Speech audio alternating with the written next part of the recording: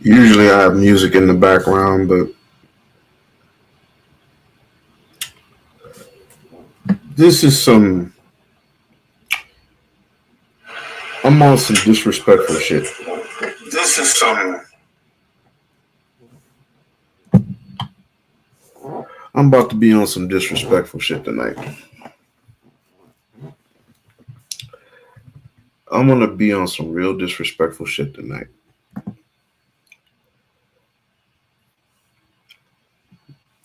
I'm gonna wait. I'm gonna wait a few minutes, and then I'm gonna have some people come in because I was planning on doing this Friday, but then Saturday I had to get up early in the morning, do some personal shit. But I'm about to be real disrespectful today. And to those who have sensitive ears, you may not want to tune in. You ain't not want to tune in.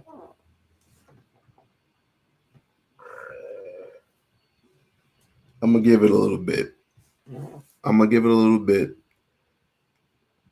As a matter of fact, I'm gonna go ahead and pay some bills, and I'm gonna get right back to you. And by the time I get back, I'm gonna get to swinging as some elders. You know how they say you're supposed to respect your elders? Well, in these days, the elders are very disrespectful. So I'm about to be real disrespectful today. And I'll get back to y'all in just a little bit. Get ready for the most glamorous event of the year, the U2B Streets Awards 2025, February 9, 2025, at Laven Midtown, located at 641 West 42nd Street, New York City. Join us at 12 p.m. for the pre-show red carpet extravaganza and a chance to win $500 in our fashion contest. From 2 p.m. to 4 p.m., enjoy the gold tier experience with speakeasy confessionals, press interviews, and premium cocktails. At 4 p.m., the platinum tier includes performances, a comedic host, an award ceremony, dinner, and gift bags. From 8 p.m., the diamond tier features a VIP after party with a DJ, aerial dance, fire performances, and gift bags. 24 YouTube categories, and many nominees. Can't attend in person? Stream the entire event live on Hush and Move Media via Uscreen for just $9.99. Get your early bird tickets before September 15, 2024. Visit now. Be a sponsor. Be extraordinary. Be there. Be great.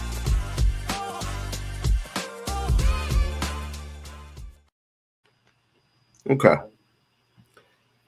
Here's the issue that I'm having.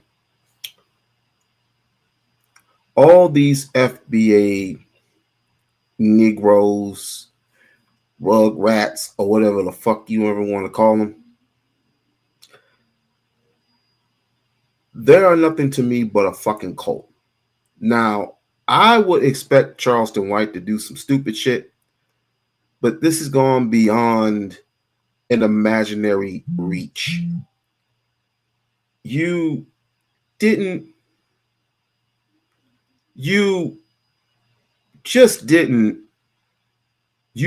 just subside the message of what Dr. Umar was saying. And the only thing that you Negroes ever think about is fucking money. Money that depreciates in value. The only thing that you Negroes are ever going to get is a job application. That's what most of you Negro, you found finder's fee,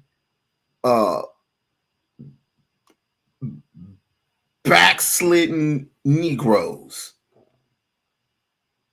The only thing you ever going to get is a couple of several of receipts, because y'all delusional. You're not going to get reparations from anything. You're not going to get reparations from anyone. It's been over 20, it's been over what, 2-3 decades. And just like Adolf's, you're not going to get any type of reparations from anyone. You're just not. You're not going to get reparations from the government. You're not going to get any type other than handouts, a couple of handouts here, a couple of handouts there. You can't even pay back the PPP loans you basically stolen ever since the pandemic. Y'all are disgusting. Instead of unifying together, and it's all the work of Tariq Nasheed. Let's just put that out there. It's all because of the work of Tariq Nasheed. And I see his game. I don't see anybody else.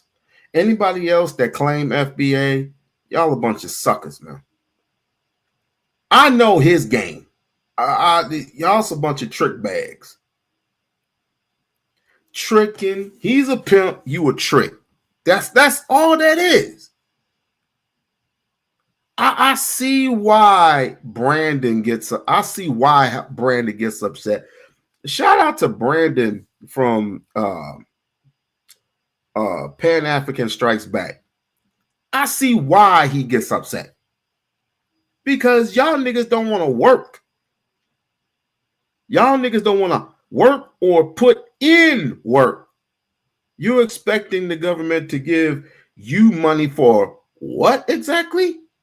Give you reparations for what exactly? It took one fucking opinion of Dr. Umar to say that black people don't deserve reparations because they're gonna fuck up the money and basically just buy dumb, goofy shit. You goddamn right. But then you got these old niggas who need to take several bus seats, several retirement seats. I'm getting sick of y'all niggas. I really am getting sick and tired of y'all niggas. I thought Charleston White is worse, but y'all the ones that are tethers. You don't know what the fuck y'all doing. And you know what? Shouts out to Meechie X, because Meechie X already clowned this nigga not once but twice but 3 times. Oh, and did you ever bother to ask, where is this nigga's domain? Oops. Where is this nigga's domain? He claimed one thing, and if that trick bag ain't working, he'll go to something else. If it ain't lotion, he'll go to soap. If it ain't soap, he'll go to making music. Whatever happened to the music? Whatever happened to that? You tricking right with him, nigga. You were tricking right with him. All these FBA people, all they ever do is divide. It's never a conversation. It's never a negotiation. It's never nothing of a sort. It's just basically, y'all are too black to be up in here. What are you doing here? Maybe they want to work. Just because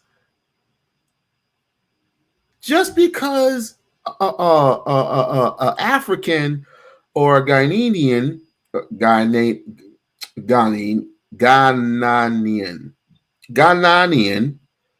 or somebody from that region wants to come to America, they're going to end up doing the same thing we're doing. Working.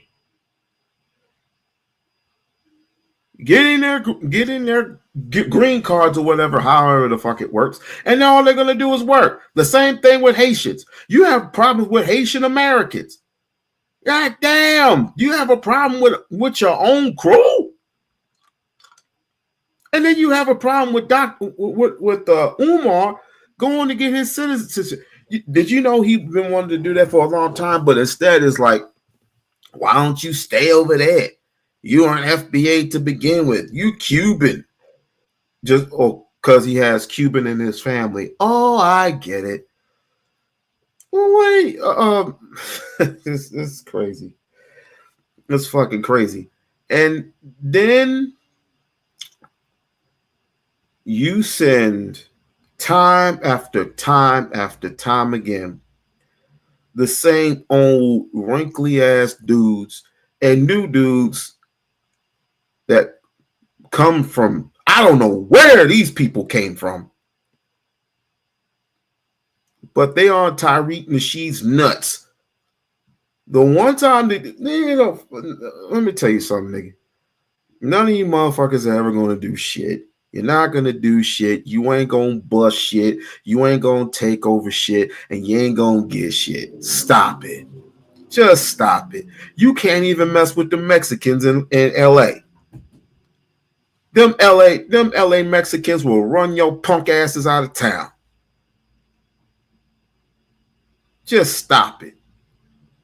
I remember there was a time when there was stalking a radio station, and Tariq, your leader, was nowhere to be found. Nowhere to be found in high plain sight. And then you got these old wrinkly ass niggas talking shit for him. It's disgusting. It's really disgusting. So I have a plan for, I have an opportunity, a plan that will definitely get you in the right direction. And that's sitting your black asses down. Talking about we're not African. We're not African. Who told you? So if you're not African, then what are you? You damn sure ain't Moor. Moor is African. You damn sure ain't Hebrew Israelite. Hebrew is African. So what are you? You're not African, then what the fuck are you? We're foundational black Americans. Now I'm starting to see how much of a trick bag, how much of a pimping, how he been pimping ever since he was in Detroit, pimping them white bitches, pimping, Tariq Nasheed. Oh, don't get me wrong. When he gets to cutting up Tommy Sotomayor, it's funny. It is really funny. But all these niggas is following you. And the only thing he is doing is just sitting back and smiling while he's at home with his wife and his kids. That's it. Y'all niggas ain't gonna do nothing, ain't gonna poke nothing, ain't gonna pop nothing, ain't gonna stop nothing. You ain't getting no type of motherfucking reparations from nobody. So sit your punk asses down. Charleston White clowning your ass. I don't even know what. And let me tell you something about Charleston White. This crackhead motherfucker. He need to take several seats as well. He need to take all several seats.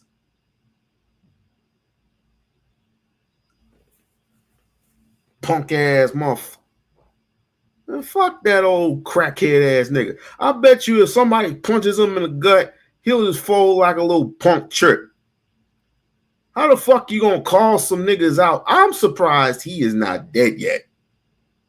I am shocked. Oh, he a fed. Oh, he a fed. Of course he is. He's an agent. Mr. William O'Neal ass nigga. He ain't nothing but a motherfucking fed, yo. And I feel sorry for y'all crinkly looking ass niggas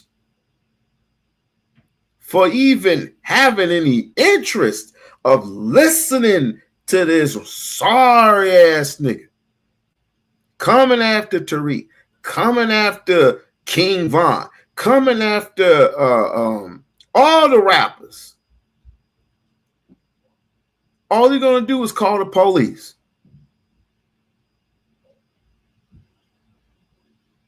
You know what he reminds me of? He reminds me of motherfucking Ja Rule. Ja Rule, the wannabe. Oh, I pop. Yo, I used to get pop. Yo, I used to take bullets to the chest. I'm like, nigga, you ain't take nothing but popcorn to the face. You a softy. 50 Cent proved that outright. Charleston White got smacked upside the head. Sitting in the barbershop getting his hair cut. Some brother came along and smacked this nigga upside the head. You know you in trouble when you get popped at a barbershop. Nigga. I guess you need to stop going from city to city and state to state thinking that you're doing something. Well, really, all you're doing is dividing. That's all you're doing is dividing. You want attention? Well, nigga, you got it. You got it. Congratulations. You got some attention. You know the difference between you and Tyreek? Tyreek's been doing this for years. Tyreek's never been to jail. You have. For several freaking years. Hold on.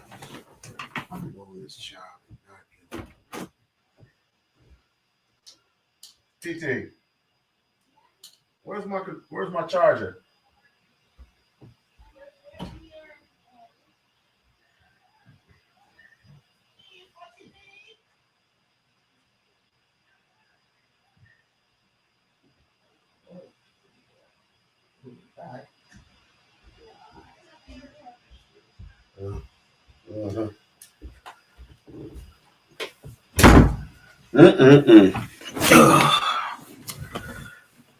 This child here, he forgot to put it on. I gotta edit this out anyway.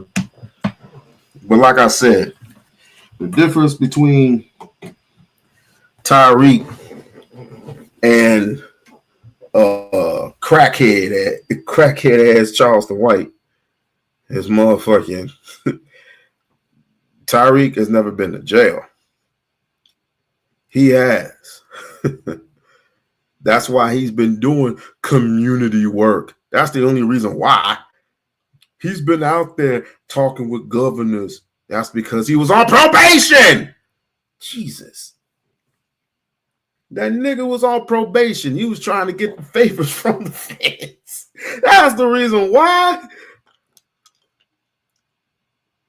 This nigga is nothing but a heat-sinking missile for attention. Because I tried to do this, I tried to do that. No one would. Everybody keeps ignoring me.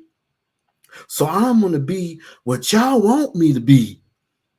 I'll get y'all attention in. Wonder why you got a bounty on your head. Shit, ain't nothing we can do. Because the only thing y'all can, if you don't have security around you, oh boy, it's a rough day for you. Especially in Chicago. You are a wanted man in Chicago, sir. Sir. You are fucking wanted in Chicago. You are fucking wanted in Texas. You live in Texas. You are a fucking wanted man in LA. You are a fucking wanted man in North Carolina.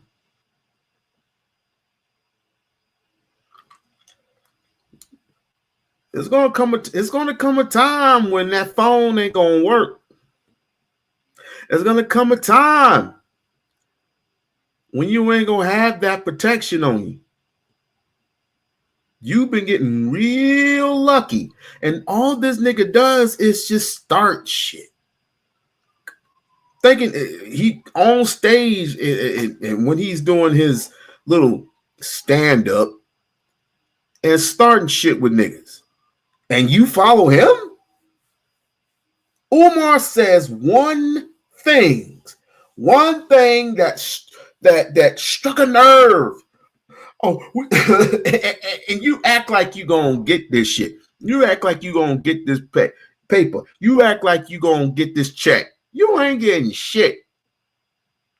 So stop it. Stop it the fuck now. Now let me get into this old ass nigga. I'm gonna start charging some of these motherfuckers. Each and every single person that got shit to talk about Umar, I'm gonna start charging. Because y'all don't fucking do nothing for your communities anyway. What is it that you do other than go online? Is Umar gonna get me a bag. Umar gonna get me a motherfucking bag today. Oh, Umar definitely giving you a motherfucking bag today. Because the more you talk about him, the more you make him famous. When is he gonna come out with the school? Don't worry, nigga, you ain't gonna be there. I hope to God he opens up the school so we can I actually want him to sell it. So he can move on. He can move on with life. But instead, I didn't ask for help.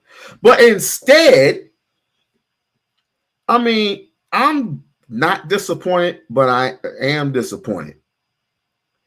Only for one particular thing. This little, you know, I ain't gonna even call out his name. You know what? Fuck it. Lending out of this little creep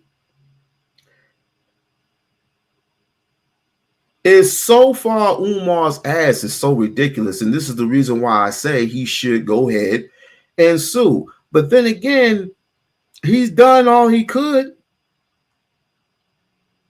And there's nothing that these white folks can do. He knows better than that. So instead of just going there with the legal process, why don't he just go ahead and just challenge him into a debate? And that's what I'm doing. I want Lennon Anna to shut the fuck up and challenge Umar to a debate. If he can do that, if he can beat Umar, Umar's going to have to give up all this of what he's doing. But I know good and damn well he is going to lose. He is going to fucking lose. What is he going to debate him about? What is he going to debate him about? Cookies? I'm married. I'm married to five. That's the only thing you got. I saw your little community video. That don't impress me. It don't impress me for the simple fact is that you had an opportunity to work with the community along with Umar, but instead you thought you was the shit. You wanted to be the shit, and you looked onto the other side, and you saw someone who was 6'3", 210 pounds or whatever. I don't know his weight. With 6 degrees and an intellect like no other. That kind of reminds me of a little bit of what does that remind me of? It reminds me of Marcus Garvey and W.E.B. Du Bois. W.E.B. Du Bois was the man until Marcus Garvey came. Marcus Garvey raised up 100, what was it? 100 million people, 100 million souls? Never done in history, never done in life. And I'm not saying that Dr. Umar is Marcus Garvey. I would never say that.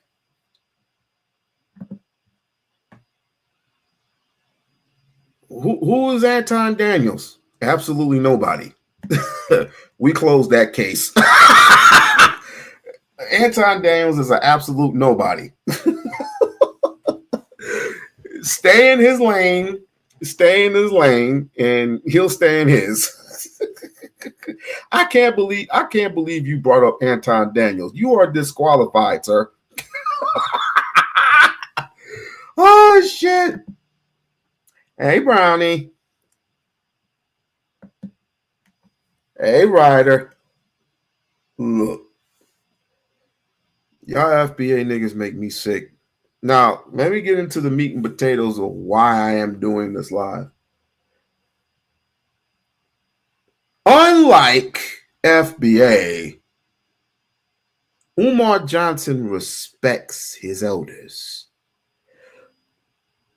Agree to disagree, he still speaks with a level of intellect and respect. Everybody else you get one FBA nigga. No, you need to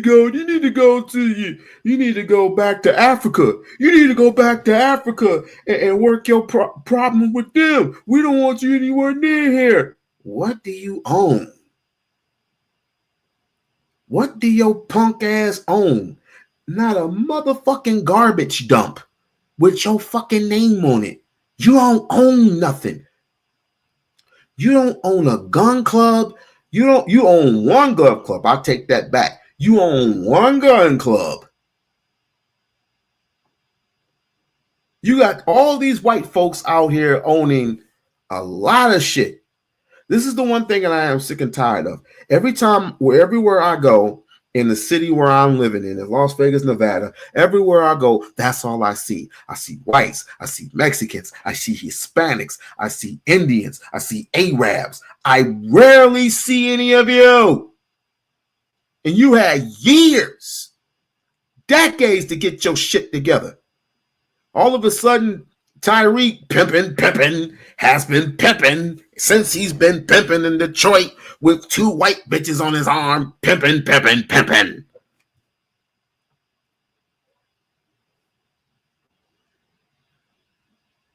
And he had the nerve, the illegated gall to call Umar a Cuban. If you don't take your half Chinese, half black Mexican ass the fuck. Anyway, so without further ado, I'm just going to play this little stupid ass video. And like I said, I am going to be very disrespectful. And for those who have sensitive ears, it might be in your best interest to leave now before I get real ignorant. It might be in your best interest to leave right now. Too late.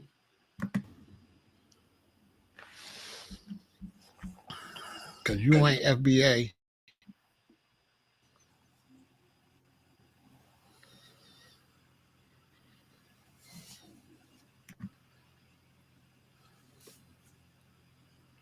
And it just so happens that he's Cuban and he won't get no reparations.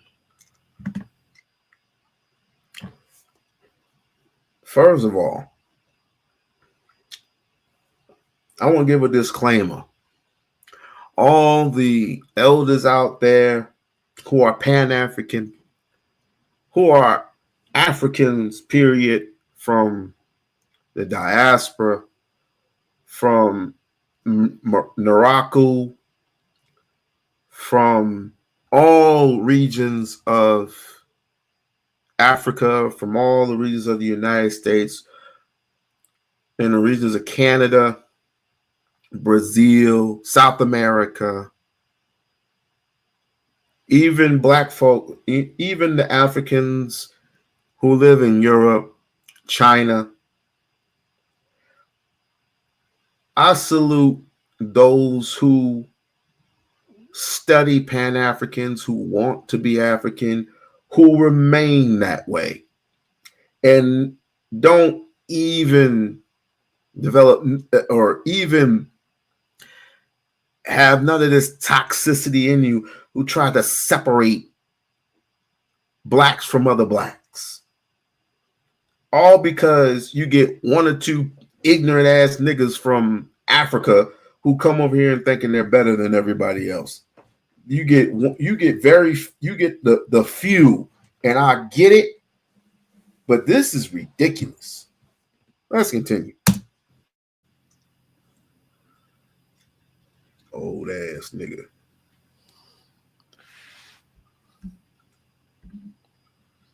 Look at this. Look at this foolishness. If we just take money, it's a bribe. You see this idiot? He says if we take money, it's a bribe. So money somebody owes you is a bribe, and you say you're a fucking banker. So if I owe the bank money and they take my money that I owe them, it's a bribe. Is that what you are? You? He's saying that if somebody give you money they owe you, it's a bribe for free labor. He says it's a bribe, and he's a banker. I don't know what he's talking about. Need to call the FBI. Listen, people, you're going to stop playing with me. We need to call the authorities on Dr. Umar to investigate that school money. Stop playing with me. Here we go. That's why we don't need to be listening to these old niggas. Because I'm not playing. It's time for him to go to jail, okay? Good luck with that, asshole. Okay? Okay? It's time for Umar to be reported to the authorities for scamming the black community for over $1 million, taking 14-something years, and nothing's been done since he running his mouth.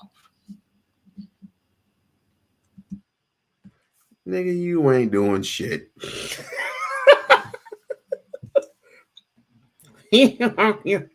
It's time for him to go to jail. It's something investigating that school. Because we are not playing. Lock him up then. Lock him up. Lock him up. I will be making a live tonight saying Dr. Umar should be arrested for scamming the black community. And people going to stop playing with us. You're going to stop playing. Okay? What you going to arrest him for? Perjury? Bribery? What you going to arrest him for? What you going to charge him with? What are you, old ass geezer, need to be sitting in several bus seats, going to charge Umar for? What are you going to charge him? What are you going to charge him? You want him away so you and the rest of these hoodlums, rest of these thug ass niggas who claim FBA, want to go ahead and fuck up the money like you've been doing. Because you don't have the right to tell us what to do with the money, Dr. Umar. Shame on you. Because nobody gave your punk ass reparations. Goofy. Nobody's called the authorities on this guy. Ain't wrong. He's been to court once, maybe twice, and has gotten away scot-free. people that try for 14, 15 years to plant something on Umar. Tried, failed. So what the fuck your little punk ass gonna do? All of you all report him to the authorities. Report Dr. Umar to the IRS. Report him to the authorities. The FBI. Report him. We want to play. Let's play. Report him to the authorities. All because of that. All because he said on black folks don't need reparations. You want a thorough investigation This is on school? funny. You want a thorough investigation on money? This is fucking funny. That's what we do. That's what we do. And we want that money returned to the people that don't need it. It'll be in the shit. report Dr. Umar to the 30. I'm sorry, people. I'm sorry. This report is funny. Dr. Umar to the proper authorities for scamming black people out of their money. Who listens to this Yeah, shit? I said it. Who listens to this shit? Report them to the authorities. Oh, that's funny. You're funny. And that's the nice way I want to handle it. I really want to handle it another way, but I got to do it the legal way. So report them to the authorities. For all y'all out there, you don't leave us alone.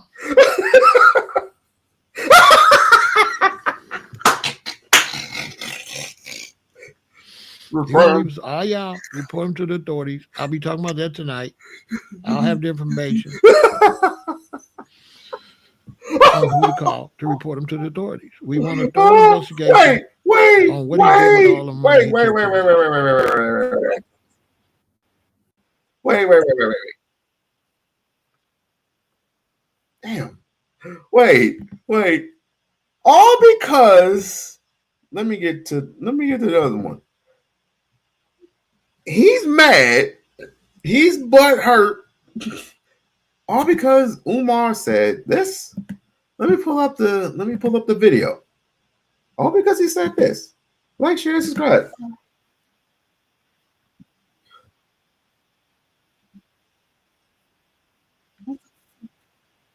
Oh, Ukrainians ain't did nothing for black people. He gave you Juneteenth holiday. What the hell we needed a Juneteenth holiday? Don't we party enough? We didn't need another holiday. First of all, we already celebrate Juneteenth. We didn't need the feds. You know why he did that? Right. Whenever the federal government adopts a black holiday, they keep the power. They keep the power in Dr. King Day. Don't nobody take that serious no more. They keep Kwanzaa. When they started celebrating Kwanzaa at the White House, they keep it. People don't take Kwanzaa. It's commercial now. It's commercial. I know that.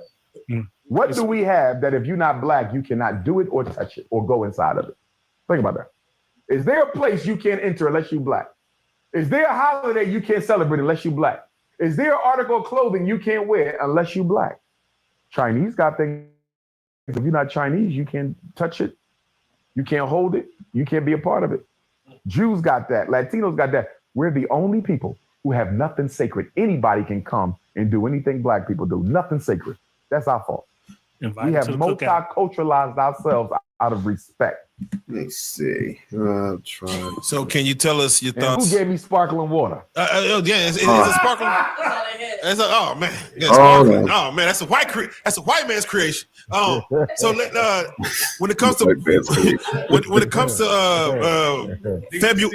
February, Black History Month, Juneteenth, those are supposed to be for us. Yeah. We're supposed to have everybody stop and let us celebrate us. Are you saying we lost those dates as well? We lost them because we gave them up to the government. We gave them up to white people. When we started letting white people participate in Kwanzaa, I knew it was over. When we started letting the White House celebrate Kwanzaa, I knew it was over. When the founder of Kwanzaa, Dr. Malana Karinga, said that white people can participate, but they cannot lead it, I knew it was over. Because white people don't share power, y'all. Y'all need to understand something about Caucasians. Hold on. They don't share power. I think if you let them in, they're coming to. Hold on. I think I think it was either part 1 or part 2, but I found something else relatable. That all these FBA niggas are up in arms. Oh, Dr. Johnson is trying to take away our reparations. The reparations that ain't gonna come to us.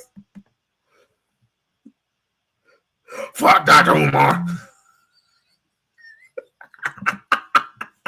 Dr. Umar, a friend of the show, sent me this video of Dr. Umar, and then it caused me to look up another one. You know, Dr. Umar has always all the money you want on your own. What you need to pay out from import. But Black people are so worried about money that we can't see the bigger picture. We also fail to recognize that reparations is not just for us living, it's for those gone and those not yet here. I ain't heard nobody talk about how much we're going to put to the side for the generations unborn yet. Facts. And that's why I believe that this generation of Blacks in America, we shouldn't get the reparations. We are too irresponsible. Yeah, ready. We were wasted. Yeah. Put the reparations in a trust somewhere until we get a more revolutionary, more conscious group of Blacks. Let them decide what to do with it. We ain't there. Yeah. Look at all the bunny hopping we do. What we doing with reparations? Easter Sunday. No. So we can blow the money. I had a sister text me one day. You know what she said? Can you stop talking against reparations? Because I need that money to pay my bills. Oh, man. Short-minded. Reparations is to repair, not to pay your damn weed bill. Fix my debt. You know what y'all did? And this is so true. You know what y'all did when we were in the pandemic? All of us were in the pandemic. You not only did you do, what was it? Not only the PPP loans, but you also got unemployment. You weren't going to trick bag unemployment. You trick bagged the PPP loans because you figured you weren't going to pay that shit back. You tricked them into saying that I have a business when relatively some of you didn't have a business. Some of you didn't have any business. And y'all gotten thousands and thousands and thousands of dollars. And y'all tricked that instead of putting it into your business, you put it in Escalades. You put in Escalades and PlayStations. This is the type of ignorant shit. This is the type of ignorant shit that goes on. And you wonder why. It's like, yo, I got so much to say, but I'm going to let this old wrinkly... I'm telling you, I've had enough. I've had it. I've had it with these niggas. I've had it.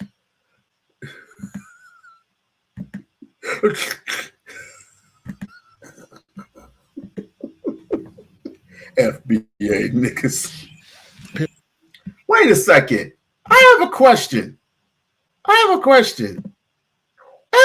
was not around. Where did y'all niggas come from? Foundational Black America was not here until Tariq made it a thing. He saw it as an opportunity, tricked on it like he usually do about everything. And if people violate it, he'll kick them out. Whatever happened to... Well, I don't want to show that book. Whatever happened to ism, huh? Whatever happened to all this and all this? Whatever happened to your records, nigga? Didn't you come out with... what was that record he came out? He came out with 2 records. What record did he come out with? A nigga who is about reparations and Black unity and stuff really knows what he's doing. Sure, selling you something, all right. Selling you a dream. Selling you a happy place. Mink Slide. That's what I want to say. What happened to the Mink Slide records? Slide it right on out the door. Only fans of Tariq Nasheed bought that shit. I never bought that shit. A Mink Slide album. Your leader, FBA nigga, doing the Mink Slide. I don't remember Marcus Garvey doing that. I don't remember Martin Luther King doing that. I don't remember Malcolm X doing that. I don't remember Medgar Evers doing that. This is the only nigga. Mink Slide. Pimpin' was pimping when he was in Detroit, pimping them white bitches, pimping. Yes, he did pimp out some white bitches. Yes, he did. And he came out with some whack ass rap album, Wash Ass. That shit was whack as fuck, man. But let me go on to the clip. Let me go back to the clip. And that kind of looked kind of interesting. What up, Ryder? I'm acting a fool today for a reason. Hold on. There it is. Period.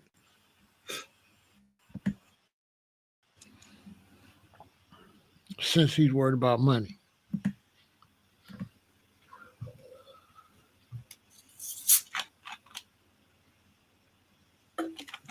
Because this is the money that our ancestors slaved for.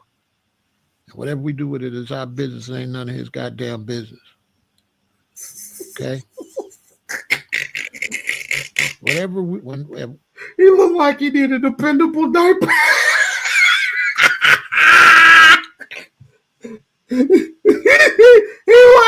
he liked the little boy. He just like the little boy that when he don't get his way, man, I hope he get ran on by a bus. I hope he gets electrocuted. I hope he gets stopped by the police. I hope he gets fucked up by the police. If you don't see, and what is that in the back of your head, nigga? When I get my reparations, whatever I do with it is my business. Did you have to make an announcement? My ancestors picked the cotton. They picked the cotton. They personally got beat. So the money's personal. The money's not for the black community. The money is for each individual that picked that cotton. Because each individual would have got their money and they would have had the right to spend it as they please. So how all of a sudden now the money represents some type of shit? Listen, if you picked cotton and you got paid, did you get paid to help the black community? Or when you go to work and you get paid, do you get paid to help the black community, or do you get paid to take care of you and your family? Put it in the chat. Because all of a sudden, Dr. Umar is a dumbass. He don't know this is a payment for work done. These are old wages. I've never heard of wages having to go for anything other than whatever the person want to do with it. I've never heard that before.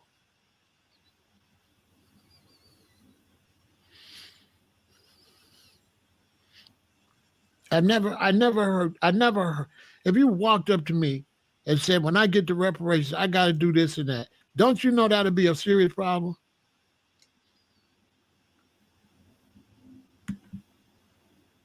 When I get my family's money, it's Dr. Umar's business. It's for some kind of movement or something.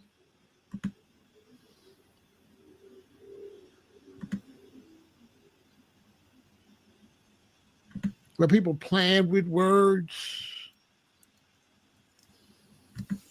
It's a deado. Sit. Reparations is not to build up the black community. It's a deado. It's some money that you didn't get paid that's got interest on it, and you're going to get it. It's not to build up the black community.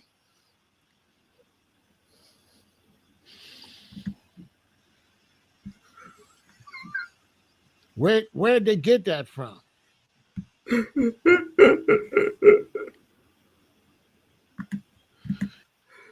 This is your leader. This is your leader, ladies and gentlemen. This is your leader who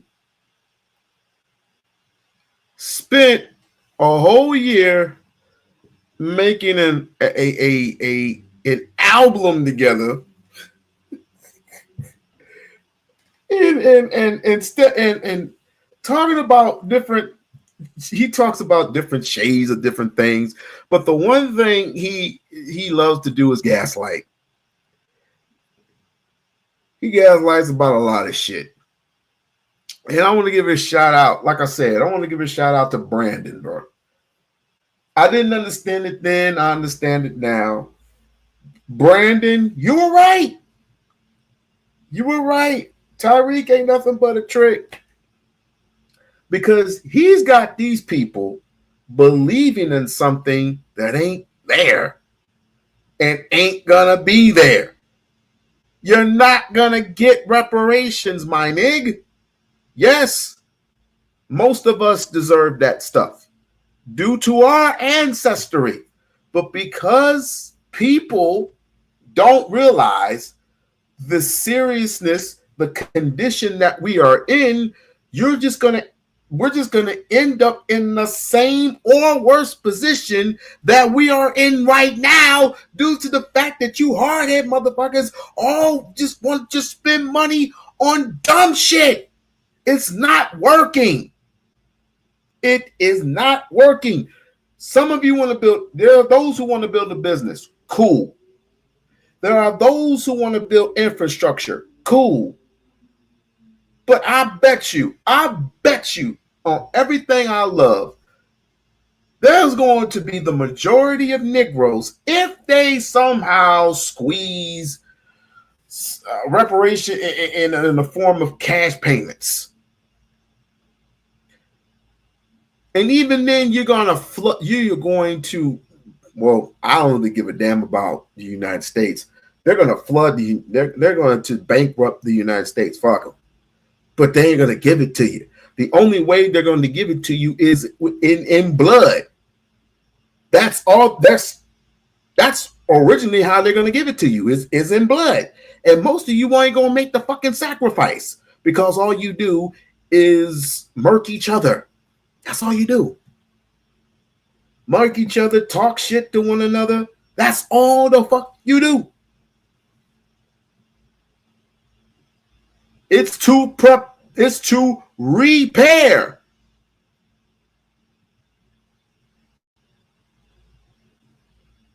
And Umar is correct. Why don't you set aside that reparations for the future and future's children? Because Generation X played a major part in all of us fucking up. And now you got Generation Z and Generation Alpha running around like they don't even know what to do. It is up to us, Generation Z, not Generation X's, to try to guide them in some form of fashion, guide them in the right direction, and then move out the fucking way. Let them make their own choices. Let them make their own decisions. Instead, you got this soon-to-be 50-year-old with this mink slide shit playing y'all once again, thinking that he's going to build infrastructure for you, but instead he builds a goddamn museum. That ain't even a fucking museum. Are niggas gonna eat off of that museum? No. All you do is drink. All you do there is drink and have a good time. That's it. It's just like another club. It's just like another club. You literally are going into that and you have to pay to get into that museum. I don't know any museums around here that you have to pay to get into that bitch.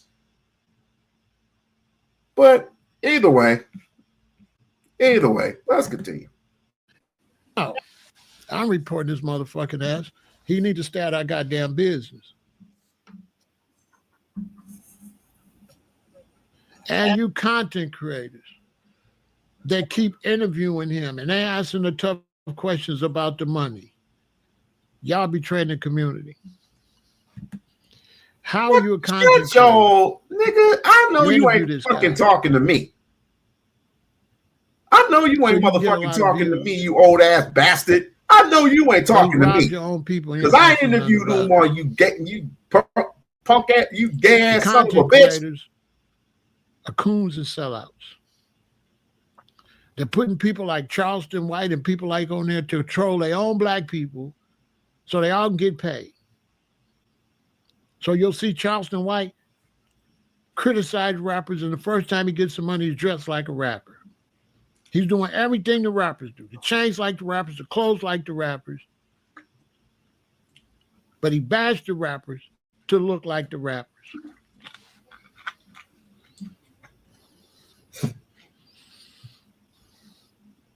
He bashed the rappers to look like the rappers, and anybody just make content and content. So I can come, I can disrespect Nipsey Hussle, I can disrespect Kobe dying, then I can turn around and say something positive, and then everybody forgive me. Then I go back and talk about people's babies and crazy stuff, and then I turn back around and say something positive and just play you. This is what Charleston be doing. Totally disrespect, then come around and say something positive. And this is where I do agree with him. This is the part where I do agree with him. With I think Charleston is like mid-30s, early 40s or something like that. Let's just say that. He's mid-30s, early 40s.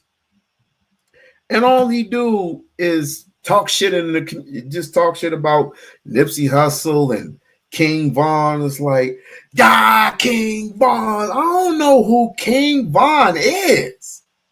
I don't know none of these people. I don't know none of these. I don't know none of them. Why would I speak on somebody who I don't know? Who? Why? That got killers amongst killers amongst killers. Because he is a grill rapper. But he's dead now, so. But my point is, why would I speak about a nigga that especially a nigga who got a fucking crew? Why? And you ain't got no crew. All you got is a all you got is a quarter of payphone. You Clark Kent. You ain't Superman. You Clark Kent. He did it. 47. This nigga is 47 years old. Been to jail.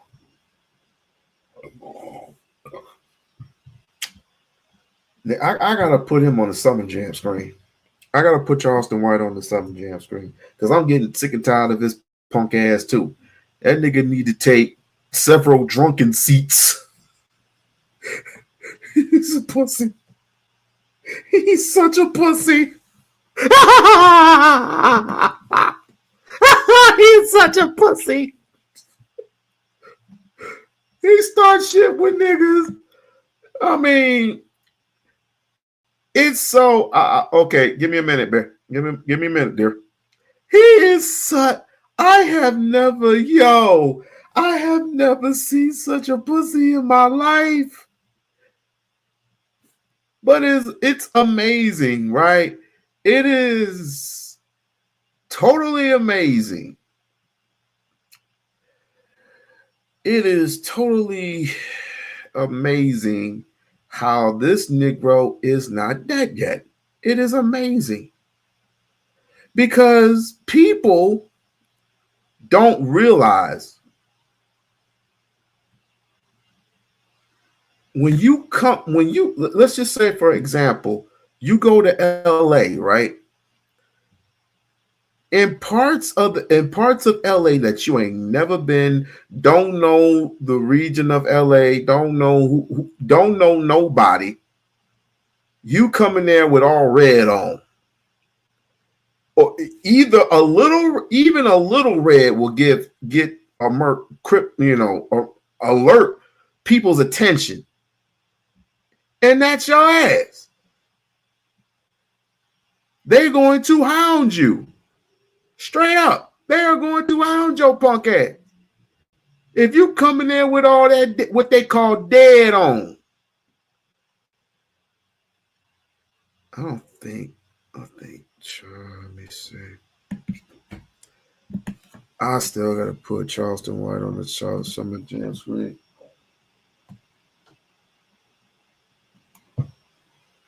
Say something, boy. Yes. Give me a minute. Give me a minute. Charleston White gets attacked. Oh yeah, I remember this.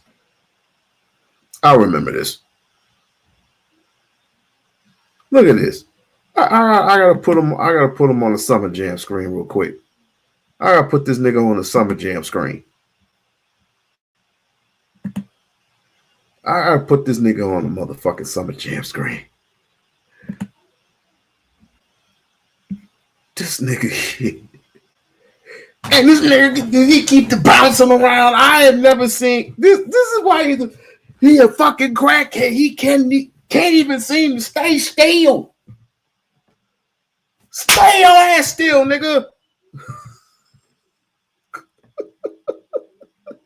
This motherfucker's a crackhead. I gotta put him on the Summer Jam screen real quick. Hold on. Is this your king? Is this your king? Lakers chance and wine ass nigga. Pull out some money though. Pull out some money though. Pull out some money though, nigga. Bitch ass nigga. Pull out some money. Pull up. I'll hit you on your goddamn head, nigga. Pull out some money, nigga. I'll hit you on your goddamn head. Puss ass nigga. Hit you on your goddamn head. Puss ass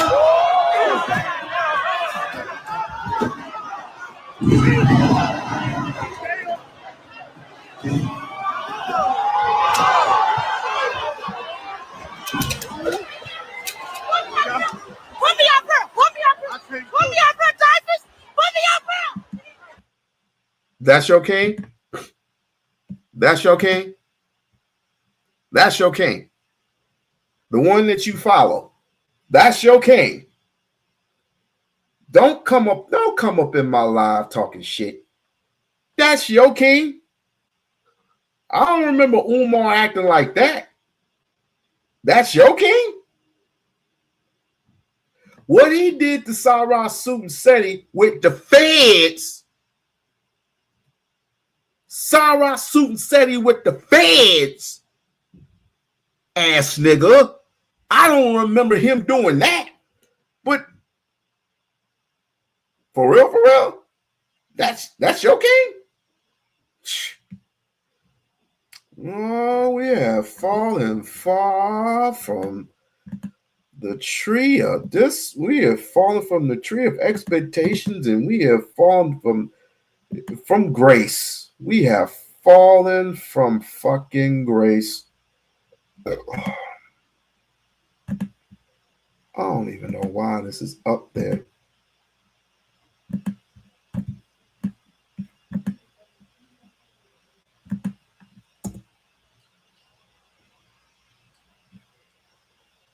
I don't know why that is up there. That's sad. We have fallen from fucking grace. Because we don't know the difference. We don't know not the difference. I'm sorry. We don't know the seriousness of coming together, what that means, what that should mean to black people. But instead, you got knuckleheads like Tariq's followers, and then you got this nut, Charleston White. Y'all have fallen from grace. I don't want to hear another nigga come at me about Umar's school ever again. Why? Why should he? Why should he? Why should anybody with more intellect, intelligence, intellect? Let's just say intellect, and practicing a little bit of common sense. Why should we do anything for y'all? We should just let you just party and drink and smoke all day, instead of seeing the seriousness and the divisiveness that this is causing our people.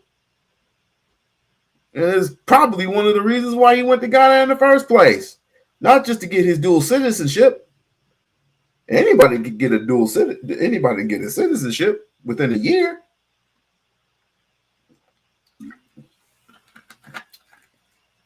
I ain't gonna. How dare he tell me what the fuck to do? How dare he tell me what the fuck to do with my money? It's my motherfucking money. Ooh, blow it on dumb shit. I don't want to hear not one motherfucking word about a Mexican. I don't want to hear another motherfucking word about the police. I don't want to hear another word about a white man. I don't want to hear a word about an Asian, how Asians got you down, how Arab got you down. I don't want to hear none of that crap. Fall on your own fucking swords. This is We-On-Loc Nation. Who's this? Yo. This is some crazy shit. You is going in today. You is in your bag this morning. I'm not going all the way in yet. This is nothing. This is light work. You know, it's crazy though.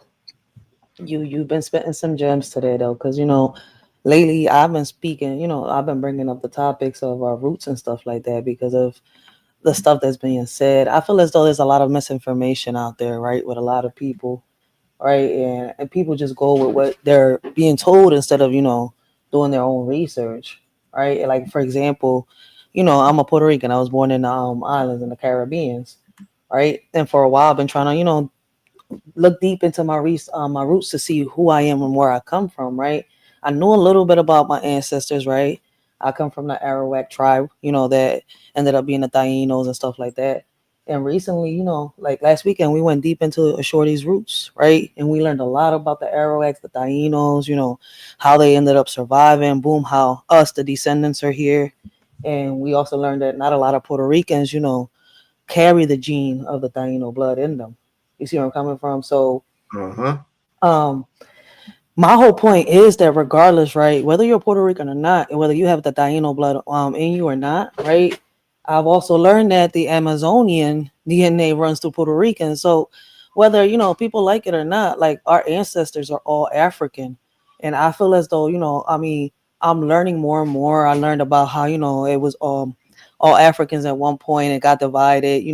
They went from Africans to Moors and then different tribes of Africans going around that spread it throughout the nations. That's why us, the descendants of Tainos are here, right? Because if you come look at it, like I just recently learned that the Moors and the Africans got together and ended up helping out the surviving Tainos, and boom, voila, here comes us, me, my family, and other ones that are like me that are descendants from them.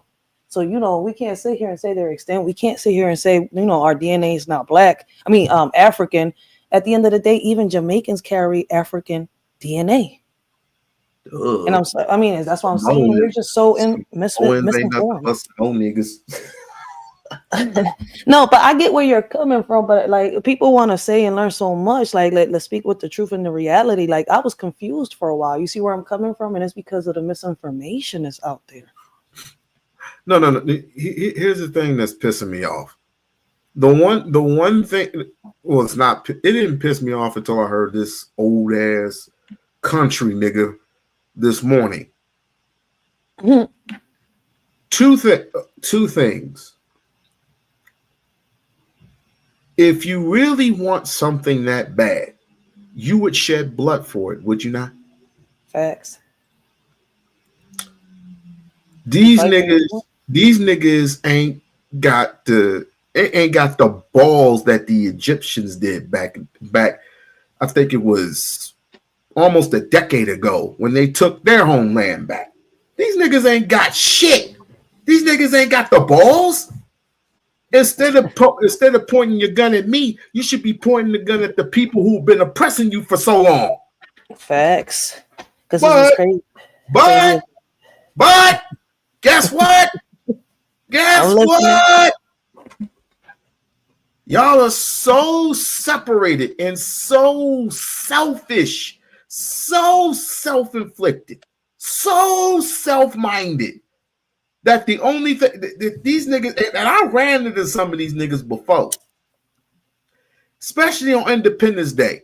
What the fuck are you celebrating Independence Day for?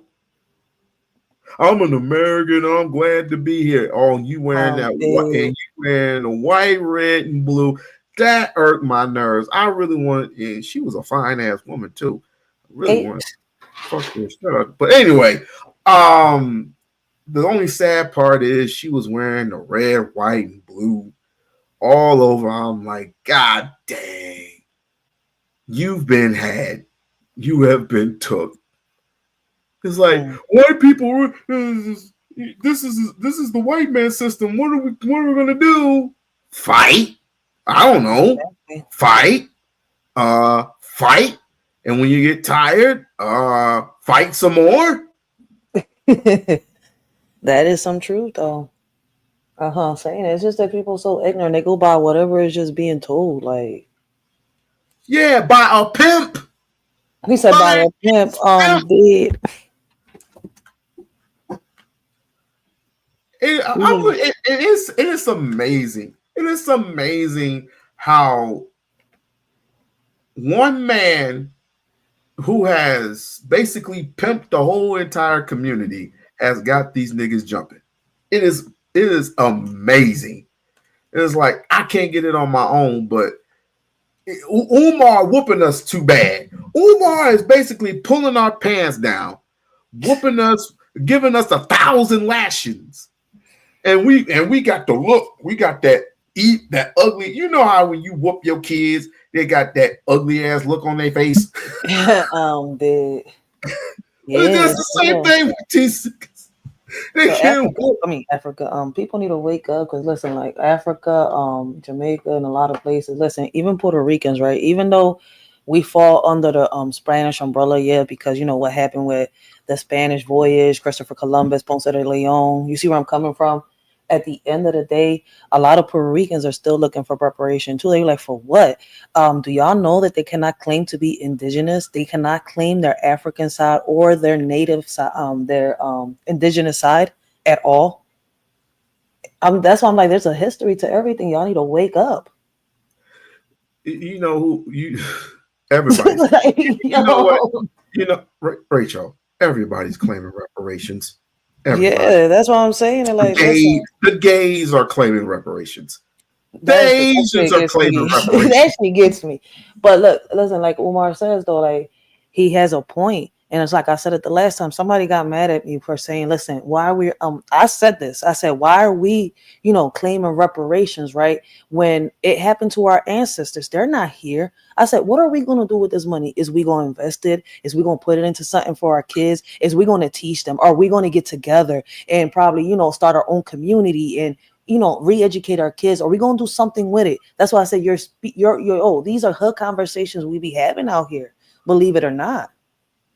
Like, I don't understand what the social media stuff is, but y'all, you brought up some good talking points, and it's crazy that we be having these conversations out here in our communities, but nobody talks about that. Check this out. Did you know that Melissa Ford claimed reparations? She said women should claim reparations. I said, what, I guess I don't know. Guess for men being so sexually deviant or some shit. I don't know. But I was saying, woman, if you don't take your 45-year-old ass and sit your video vixen having ass down. I'm dead. Let me ask you a question, right?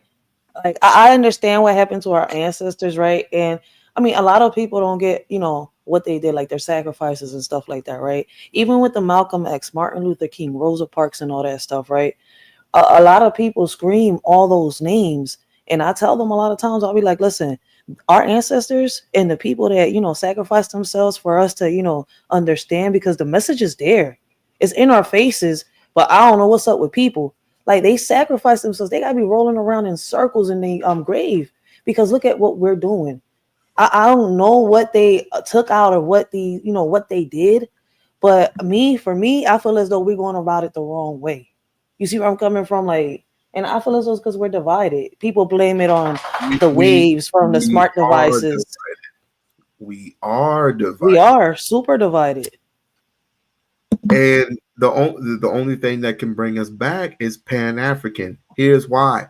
Pan-African don't take no sides. We love all of our African brothers and sisters throughout all the continents. And even though we get along together, we don't agree with everything. I'm not going to even with Adolf, right? Yeah. Adolf, we don't agree with everything.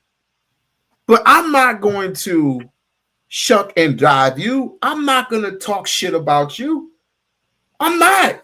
I'm just basically going to shake your hand and I'm just going to walk away from you. I can have a conversation with Adolf. I can't have a conversation with FBA. FBA has been led by none other than a dude that plays with himself. Literally. Oh shit. Literally. Wearing trying to take the role of Malcolm X, and that ain't even his real fucking name, by the way. Taking the role of Malcolm X and Martin Luther King, but you want to act like fucking Alexander O'Neill or some shit. Like Christopher Columbus and Ponce de Leon. They, like, listen, I'm sorry to say it though, on some real shit. Like, to this day, I still, you know, listen, the way everything goes, like, to this day, I still got questions. Even me knowing what I know, right? And my thing is, right, if the Europeans took over and they did so much, it's still more of us than there is them. And it's always been said. And the reason I question is, right, because I do my research and I see what is, right? And when people say, oh, but the reality is, right? And I smack them with, well, if it's supposed to be like this, then why are you doing the opposite? I get what you're saying. The reality is, this is what people are doing now. But is it what they're supposed to be doing? If the reality is, then why we don't go the way, you know, it traditionally is, the way, you know, our ancestors did it? Because I mean, y'all brag about it so much. Like the nigga said.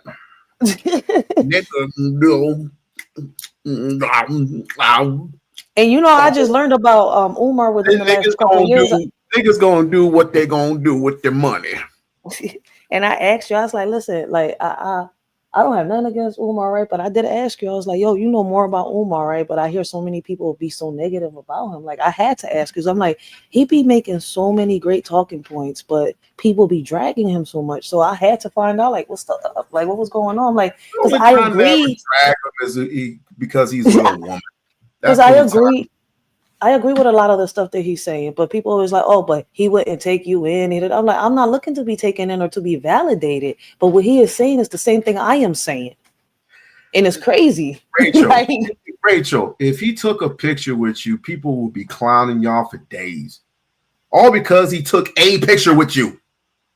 Jesus Christ. I mean, he took a... I'm looking for the truth. People looking for validation. That's two different things. You see my point? At the end of the freaking lecture, they line up. They get his books. Well, it's not just his stuff. It's everybody else's stuff that sells out of where he's lecturing. Mm-hmm. If people were selling dashikis or people were selling incense and fragrances and stuff like that, you will go to them and you will buy from them.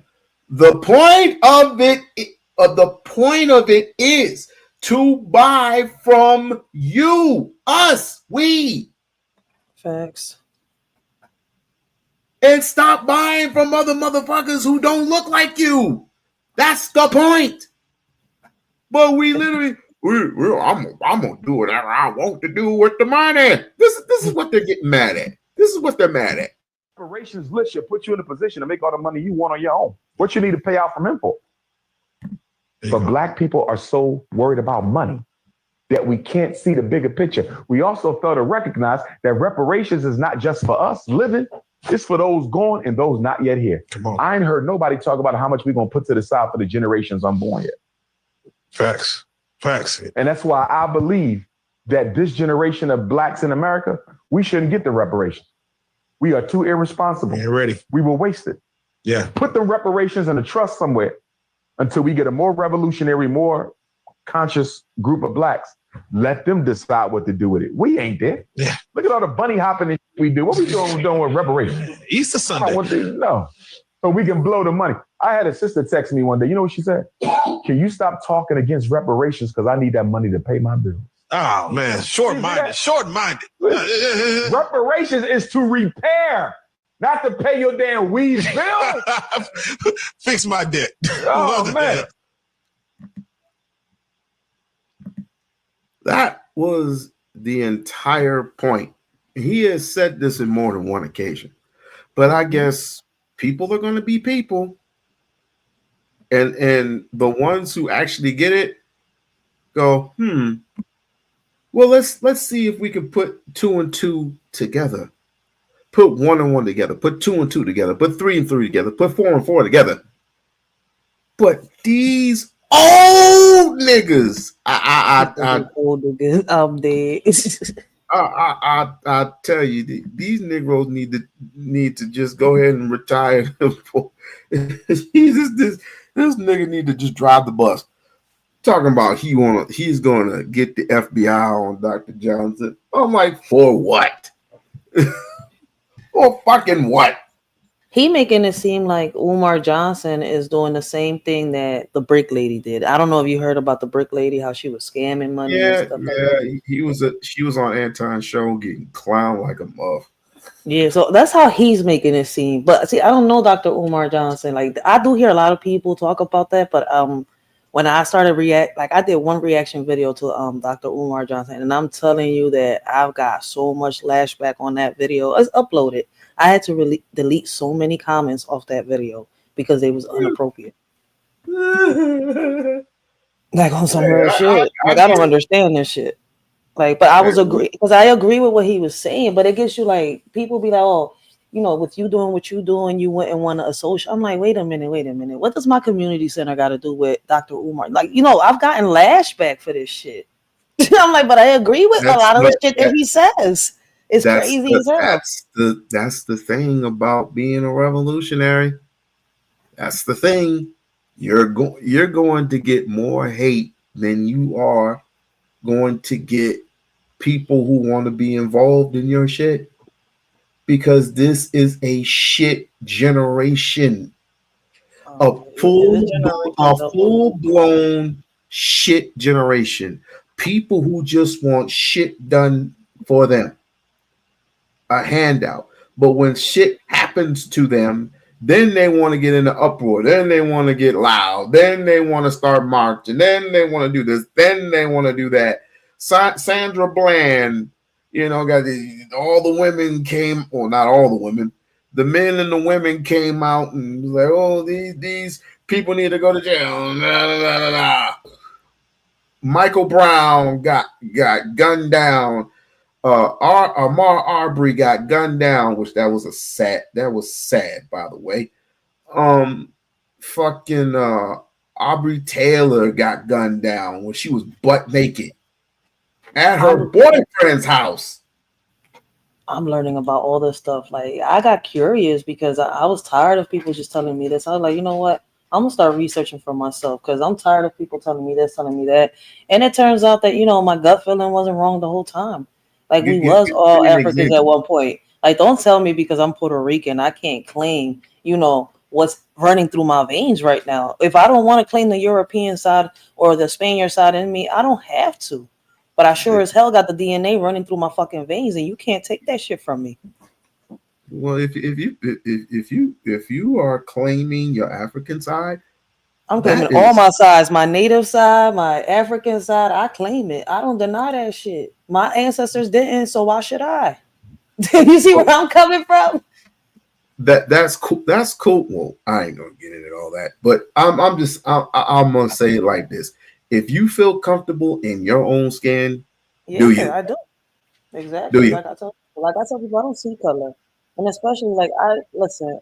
I didn't know much about my roots back then, but I've always been like this. And plus, I wasn't, all right, let's put it like this. We know racism existed for a while already, right? But when I was growing up in the community I was growing up, we were so mixed up that as children we didn't see racism. So it's crazy. So as I grew up and I started seeing all this, and yeah, it was shocking. It was new to me because it's like, am I watching the movies or am I living reality? You see where I'm coming from? It's like, damn, I'm really seeing the movies in real life. I wasn't experiencing what, I heard in stories or I heard certain people talk about in other places. Mm.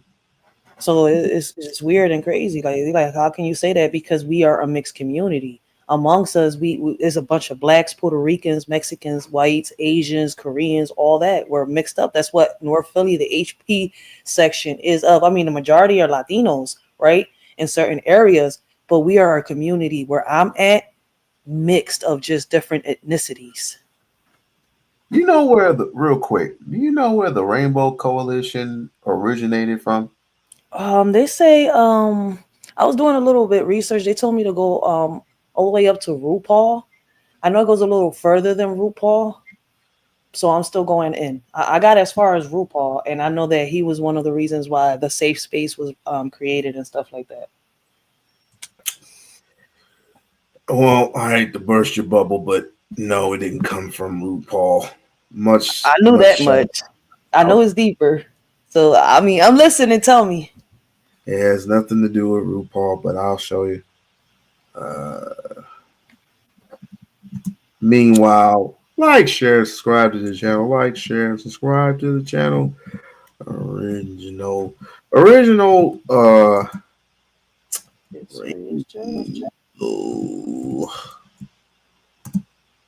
Coalition documentary.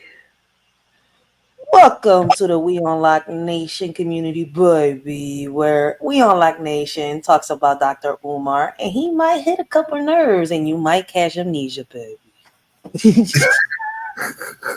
Shut up.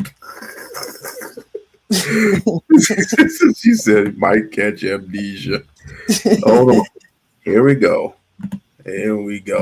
Hold on. Southern whites with Puerto Ricans and blacks. Housing issues, police brutality. That's what we could all agree on, was for those neighborhoods to come together. That was the beauty of it. The world was on fire and we were part of that flame. We're going to fight racism, not racism, but we're going to fight it out there. It's the Rainbow Coalition, but it didn't matter what color you wore this with pride. The first Rainbow Coalition. Heart of Independent Lens on PBS. Wait, I'm confused. They were saying a whole bunch of stuff, but I'm like, wait a minute. Told you. I told you. Oh, wait a minute. Was they trying to tell us something? Like, I was lost in that conversation. Like, what? So it has nothing. Wait, so basically they're just saying that they consider themselves a rainbow because of different colors? They took that and made it their own.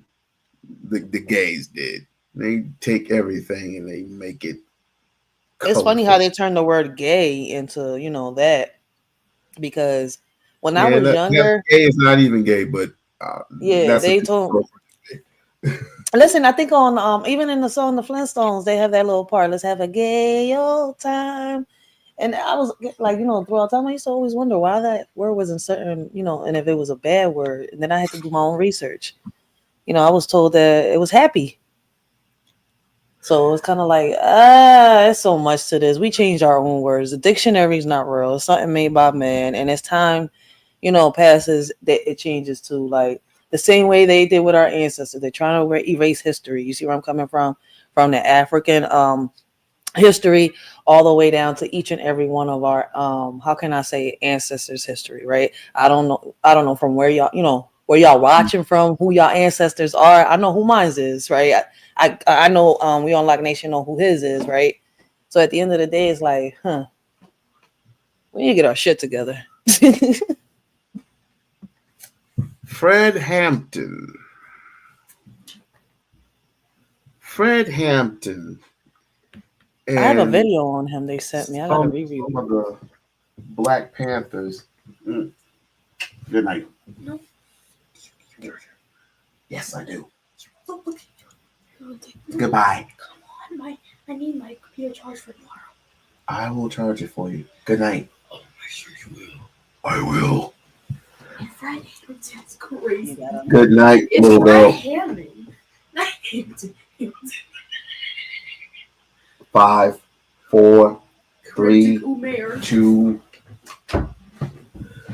Fred Hampton. Where was I? Fred Hampton and the Black Panthers got together with a couple of whites and I think it was Mexican or Hispanics or whoever.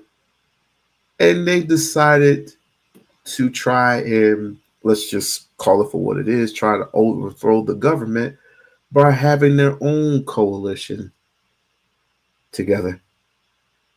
And that was. And this was back in the 50s, 60s, or whatever.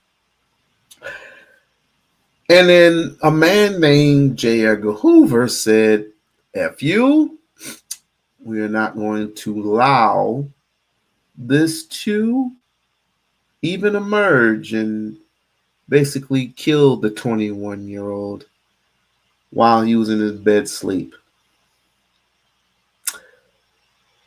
Oh, wow. Then some odd years later, then you got these gay people. I don't know who they were, but they just took that little colorful rainbow of brown, yellow, and white. Brown, yellow, and white. Brown, yellow, and white had nothing to do with blue, red, green, purple, pink, yellow, orange. Color them be bangles and chunky Lucky Charms. It had nothing to do with none of that. Nothing to do with it. But that's the reason why I showed you that. That's where it originally came from. And they just took that idea and just smudged it. They just smudged it. I want to get to something what this old geezer got to say. I never understood this. I mean, well, I get it. But, my whole thing with that is I feel as though they just need to leave the kids alone. Like, whatever you want to do with your life and whatever happens in between them, 4 walls and a closed door is between them 2 people, not nobody else's. So now we got this fool Umar. He says, don't give black people money because we're going to spend it.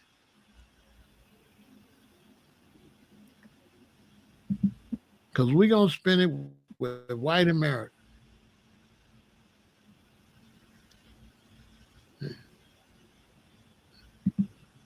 Umar just went to Ghana. Who did he spend the money with? Who he spend the money with to go to Ghana? Who he spending the money with to travel? Umar said we're going to get a white man back the money. Who is he spending money with when he travels? He's so fucking ignorant. It's disgusting. It's disgusting, just like your Who is he head. spending money with? It's disgusting. Who are you spending money with? Who are you spending When he's money on American Airlines, the United Airlines, who is he spending money with? He need to get arrested. He need to get arrested. Who is he spending money with? That bastard. That old bastard. He's all black people. So Let me Umar's get some. driving Let me around get and some. doing all Let this me stuff get with 5. Isn't Umar an 6 numbers. influencer? Everything he's doing, white people. Huh? Isn't Umar an influencer? He can be if people would shut the fuck up and listen.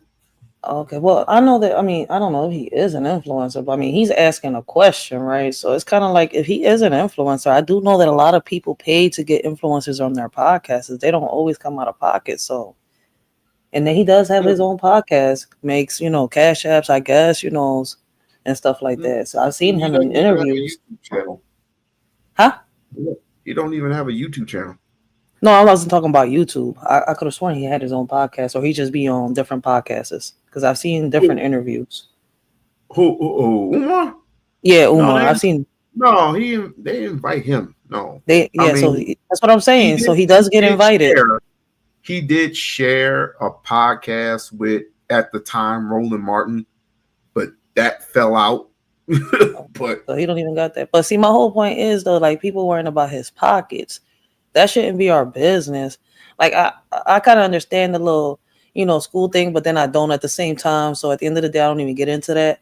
But my whole thing is we shouldn't even be in the man's pockets. Like if he is an influencer and he's talking about the communities and trying to bring people together, I do know for a fact that people invite people like that into their podcasts and they pay for the trips. They don't come out of pocket for that, especially if they want the interview. You're paying me. I'm not going just cause. So that's a weird ass thing to say. That's why I'm looking at him like, wait, what? No, a lot of people speculate. Yeah, that's what it's looking like. A lot of people speculate a lot of shit. A lot of shit. Don't even know what the fuck they're talking about. It's just something that they heard from somebody, or just like this little goofball Leonard Otter, which I did a video yesterday. Didn't even want to talk about the nigga, but shouts out to homeboy who came up and gave the scoop. This is the man's made countless videos for years stalking. Do you have like a old ex-boyfriend stalking you? Me? No. I've only been in 2 relationships.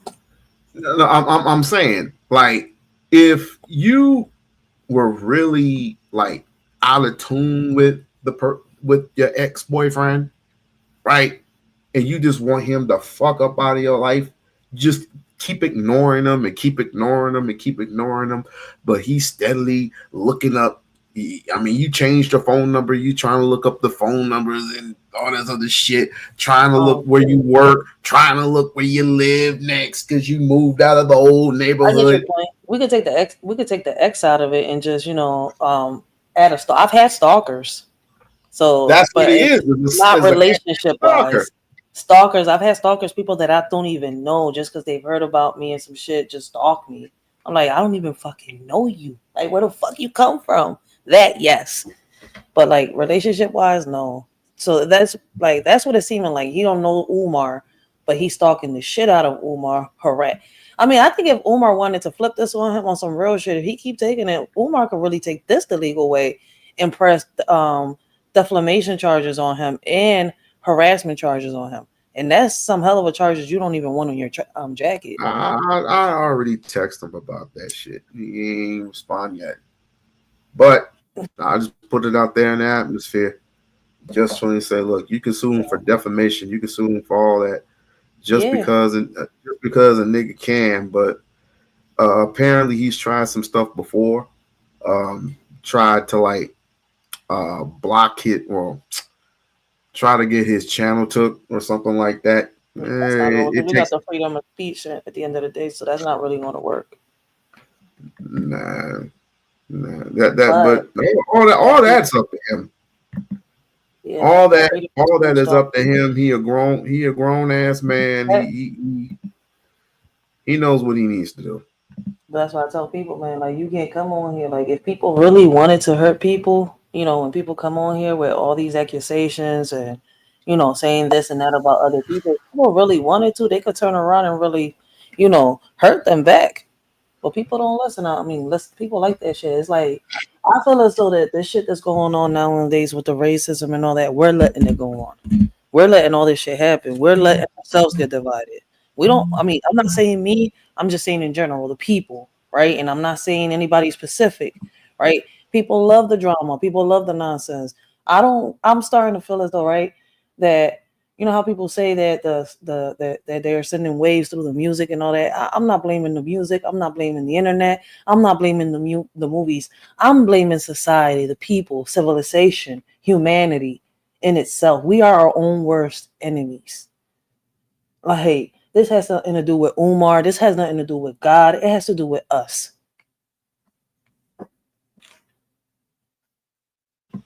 My bad. You are preaching to the choir, sis. Say more. Yo, people are starting to like, yo, I don't know where the fuck I'm at. Like, what dimension we're in? What plane of the earth are we in? Like, people's out of pocket. They like shit shows, like I told you. This shit ain't like. They like shit shows. They come on here just for validation. That's what it is. It's like the people that come on here, right? They'll say some shit that's disrespectful, but want respect, and then when the bullshit starts and nobody want to pay attention, now they're the victims. Like, no, people actually believe that they can come on here and do XYZ live streams about certain individuals whose lives they've never been, whose bedrooms they've never been into, and it can make for a cool live stream. But if we were to talk about reality, if we were to talk about such and such, only understand the very few get clicks. The very few. Yeah. If you're not the top dog or whatever, like say for example, Kevin Samuels, and I hate using him. I'm dead. But the first 9 or 10 years, he was talking about nothing but positive shit. He was more focused on the young boys more than anything. And then a year later after that, he started focusing more on women and relationships. And that's what got him up to 1 million, right? That's what got him up to the million. Everybody called him the God, presented him to be the Godfather, because he knew he had felt. It's like, to the men, it was a breath of fresh air because of all the ass whoopings that they were receiving from women. I'm dead. But once this nigga came along, it was like, oh no, we got our daddy now. We got our daddy now. And then later on, the daddy passed away, and it was like, nah, I don't want to be the top dog. That's how everybody is. Kevin Samuels. No, I'm Kevin Samuels. I am Kevin Samuels. I am Kevin Samuels. I am Kevin Samuels. I've seen some videos on Kevin Samuels, not a lot, so I don't know much on him. That's why you don't hear me speak on him. But I do know about the other guy. I forgot his name. I think a lot of people compare him to Kevin Samuels. I know that during the pandemic, there was this guy that was coming out speaking on relationships. He went viral. And I guess he cheated on the girl, right? They both went together on a live. She had this fucking what you call these things that you put on your head? I be forgetting the names. Listen, I'm fucking about Derek Jackson. There you go. There you go. Yup, him. I do know about him, but I didn't get to watch Kevin Samuels. But I got to watch Derek Jackson. Because around that time, listen to Derek Jackson on this day and call him a simp. Because he's got all the muscles and the accolades in the world. But Kevin Samuels. No, I came across the board because of Tasha K. Like, I wasn't watching him to like watch him. I came across the board, because of Tasha K. So like on certain panels that I would go on, people would react to him heavy as hell. Like that's why I say he went viral. That's why I know about him. So it's like I didn't know about Kevin Samuels until he died, right? And then a lot of people started talking about him. It's crazy, but yeah, I don't know much about Kevin. I just know. Rachel, is this your king? It's my is this your king? Charleston White. That was a skit, right? Charleston got exposed for that shit. Everybody came out that was a part of that. That's the barbershop fight.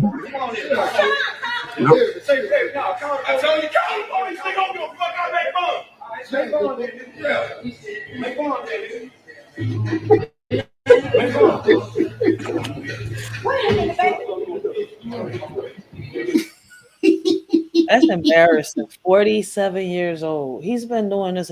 And all this because people wouldn't listen to him talk positive. Like, That's embarrassing. Basically, you're telling these young bulls, right? Well, then, since you know they the positive side won't be heard, fuck it, just do some toxic shit. You'll get paid for it. Go out here, do some outlandish shit, and watch you get the attention. People have lost their lives following this dumbass. I'm sorry to say, but it's facts. That is facts. This wino need to take several motherfucking seats.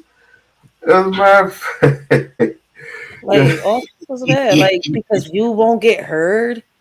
Like really, like that's why I'm like, if he's talking against Umar, he just got out of jail. He's still on probation. The man is still on probation. Yeah, that's what I'm saying. If he's talking about Umar, it's got to be out on hate because Charleston White be spitting some facts, but he says the same shit we're saying. You see where I'm coming from? What I don't like about him is the hypocrisy, and I don't know if people see it. I know a lot of people do see it because, like, I've heard a lot of people react on him, and they've come at his ass. A lot of people are starting to come at him, but like I've always questioned him. Like I get it, he's but then he got exposed. Like I think it was last year he got exposed. The people, that people came out with the talking about the barbershop skit. That shit got him mad and heated. Some shit went down about that. And they said that it was fake that he, did that for clicks and views. I was like, that's some fucked up shit because he really had certain people worried and thinking that he was, about to get oofed on live and shit. But it was fake. He's pretty much a wanted man everywhere he steps into. He's in the major cities, especially in the major cities. But people like that shit. People like that shit. We create this shit. Like, listen, man, the drama and the toxicity have become famous nowadays, right? It's become viral because we've made it like that. Listen, the internet wasn't meant for this shit.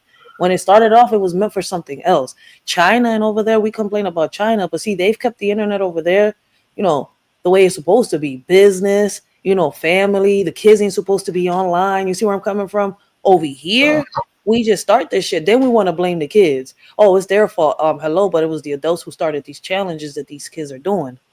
Like, let's make it make sense. It's us. That's why I keep saying what I'm saying. Like, I don't blame the people like Umar or nothing like that. If anything, like when I follow people like y'all, it's because y'all got a message. I don't give a fuck about your personal life or what y'all do with y'all bread, how many females y'all fucking. Y'all got a great message that I feel as though that other people should hear.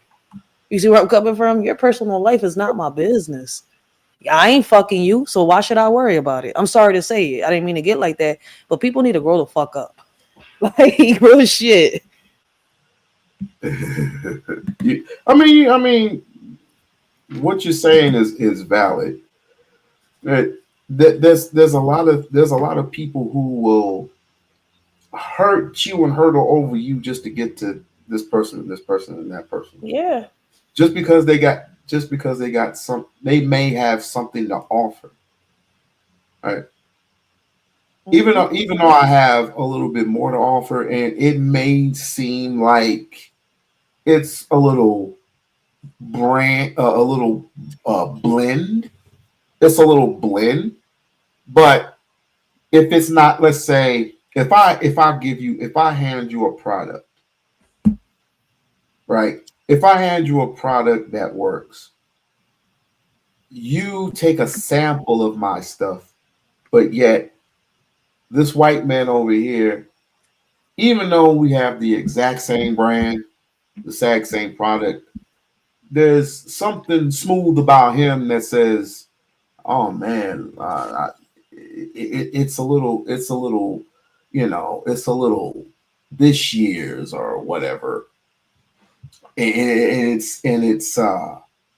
it's more stylish, even though my brand is the exact same fucking brand. Like, for example, Tommy Hilfiger. When Tommy Hilfiger came out and they finally exposed him to be a racist or whatever, people were still wearing this product. But if you go to Ramomar not only has the exact same product and it's the exact same price, but his product is a little bit more us, a little bit more stylish, a little bit more extravagant. Like, it's all of it says Kemet, all of it says Egyptian. If you look at the brand, if you look at everything, everything is authentic. Everything is pretty much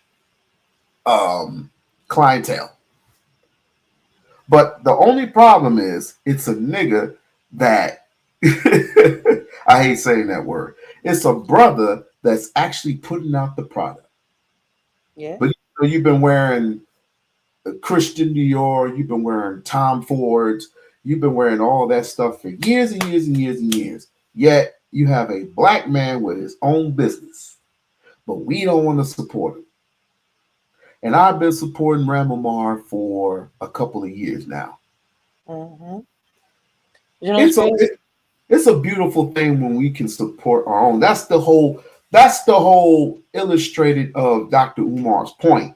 But not everybody. But like I said, if it's not a feel-good moment, if I can't make you feel good, then I make you feel bitter. That's what Tyreek and Charleston White, they make niggas feel good and laughter and joking around and all that other bullshit. Umar just puts it where it is, but it's no different from Louis Farrakhan. Even though I don't listen to everything Louis Farrakhan says. It's the same thing as if it was Malcolm or if it was Martin, if it was Professor Griff, if it was Dr. John Henry Clark. We don't want to feel good more. Sazar Ali talks to the women like women. Even there are some parts in there that I don't like. I would rather speak to her than speak to Cardi B. I would rather speak to her than to speak to Sexy Red. Oh, burning ass bitch. I would rather sit. You know what I'm saying? Yeah, but we don't have the Francis Quest Wilsons anymore. Oh. And that's we don't have the Coretta Scott King. Coretta Scott King is gone. We don't have those people anymore. We have what we call feel-good moments because most niggas, I hate to sound like this, but we are scared of revolution. We are so scared to die for what we supposedly believe in. Yeah. We don't want to be those people. We don't want to be those people that sheds light into the future, so our future kids can see what our ancestors had did. They're gonna grow up now and say, what do we have to live for? Nothing other than weaves and perms and all this other shit. Dudes painting their fingernails. Like, what the hell is that? We don't have nothing productive. Nothing. Other than rap, rock, hip hop, all that. We don't have no something that's existed for centuries due to our ancestors. Something that we can pass down from generation to generation to generation. Something that we can own and control. Something that if the police fuck with us, we got our own goddamn police. That's what Dr. Claude Anderson's vision is. But we don't want to listen to one. We don't want to listen to the old nigga. We don't want to listen to the old niggas. Instead, we want to listen to I'm not Charleston White. We want to listen to a fucking crackhead.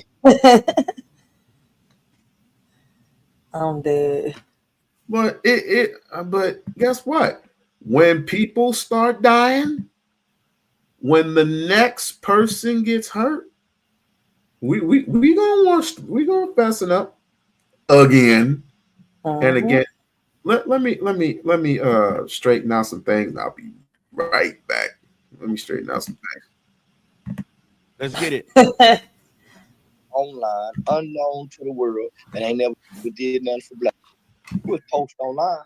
Y'all ain't had now town hall meeting. Y'all ain't got together and done nothing for black. Nigga, there's been plenty of meetings for foundational Black Americans about reparations and getting some of these laws changed. You don't know what you're talking about, you peanut head. Charleston is a peanut head stuck in a boy's body. You seen Charleston when he took off his shirt, man? That nigga looks like he looks like an unfed Somalian. The nigga 50 years old with a 14-year-old boy's body. Charleston is a 50-year-old man with a 14-year-old boy's body. You need to stop it. If you punch Charleston White in the rib cage, you might fracture that motherfucker. That nigga got a bird chest. You know what I mean? Let the bird out, man. Imagine you giving Charleston White a body blow, a punch to the rib cage. You would fracture this man's rib cage. He got a big mouth, but if you took off on him, he would crumble and call the police and hopes to get you arrested. It's kind of like a female who talks reckless but ain't gonna do nothing. The first thing she gonna do is try to call gangbangers or call the police. Charleston is the same way, man. If you punched on Charleston White today and embarrassed him, the first thing he gonna do is call the police and try to get you arrested. But he got all his mouth and all he do is talk. Catch Charleston, let somebody catch up to Charleston White and put hands on him. Guarantee you he call the cops. Guarantee he files a criminal suit. Guarantee he press charges. Now, all this gangster shit you talking online, a nigga reach out and punch you in a rib cage and fracture those ribs, nigga, you gonna call the police, my nigga. So stop all this tough guy talk. You're not tough. I know females that will beat up Charleston White. I know females who fight a lot in the hood, that's rough around the edges, they will beat up Charleston White in a one-on-one fight. And you know this, man. People, y'all just a bunch of weak, broke-ass black people online, unknown to the world, and ain't never did nothing for black people, but just come on Twitter and voice your weak-ass feelings. Get out your motherfucking feelings, nigga, and do something. Weak-ass Twitter motherfucker. All these motherfuckers just been out here just typing and talking. We black Twitter, we FBA. Go do something then. Go to the black community, somewhere where you from, and have something. You niggas ain't giving away no backpacks. You niggas ain't doing no criminal justice reform. And you damn sure don't talk to the gang members when the gang members kill each other. Look what happened with Whack 100 and them over there, No Jumper. You don't see now black Twitter coming out, speaking out against the black on black violence. It's always trying to blame the white man for something, nigga. And without the white man, black people wouldn't be shit. Trying to blame the white man for something. We blame the white man for the shit he's responsible for, nigga. We blame the white man for the bullshit that he's responsible for. Just like we blame black niggas and fuck boys like you for the shit that you're responsible for. Cooning and tap dancing. Kikiing and high-high for Donald Trump. Doing videos saying you wish Nick Fuentes would be president because Nick Fuentes is such a brilliant man. Charleston, you a fuck nigga. You a fuck nigga. You was a sucker.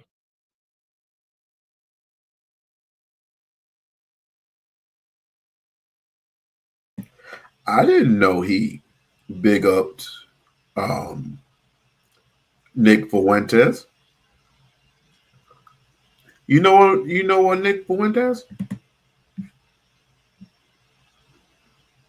Ryder, you know Nick Fuentes? I was trying to get out the damn mute button. No, I don't know what Nick Fuentes. Fucking Nick Fuentes is a wannabe Mexican, Ronaldo, whatever he is, fucking wannabe white supremacist, right? He wants to be the alt-right so fucking bad. And he ended up going to jail for assaulting a female. Oh, wow. Listen, Charleston White, it's a miracle this man is still, living and breathing. And the reason I say that, right, because I reacted to a video one time. This guy that wanted to become very famous on YouTube, right? And he started his career off with the trolling and doing all this dumb shit, just like Charleston White. He was young, though. Right, and then he started messing with this guy from the mafia. Was it the mafia? The cartel, and from Mexico, right? Mm-hmm. And I don't know how the bull started react. I forgot what it was that the bull said, right? And I guess the cartel started paying attention. The bull didn't heed to the warnings, right, that he was getting from the cartel, from the people in the cartel and everything, right? Last thing he did was threaten this guy online, live. And he told a boy to suck his eggplant, right? Next thing you know, boy got offed. I'm not shocked. He kept poking and poking and poking and poking until, you know, he's not here no more. That's why I'm like, people need to watch it. Like, I get this shit, but Charleston White considers himself a troll. I don't know what is it with this troll shit nowadays, right? But like people like that. He will. He you know why he's still alive? Because he has the I think he worked for the CIA, like people say. I'm sorry. I think he does too, because he does involve a lot of police. Mm-hmm. And he will snitch on you. Then how you get to pull off these skits with police officers? You see where I'm coming from? And ambulances and stuff like that. Like, if there's skits, how he get the police and all that involved?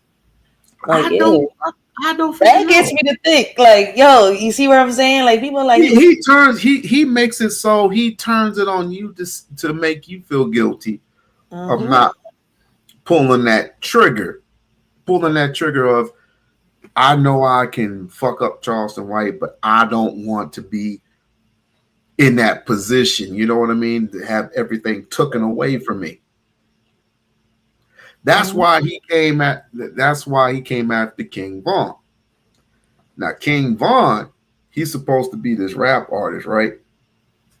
He's dead now, so he came after King Von, and the King Von's crew basically said, just tell me where your ad, tell me where the addy is. Put the addy online. Put the addy there, so we can meet up, nigga.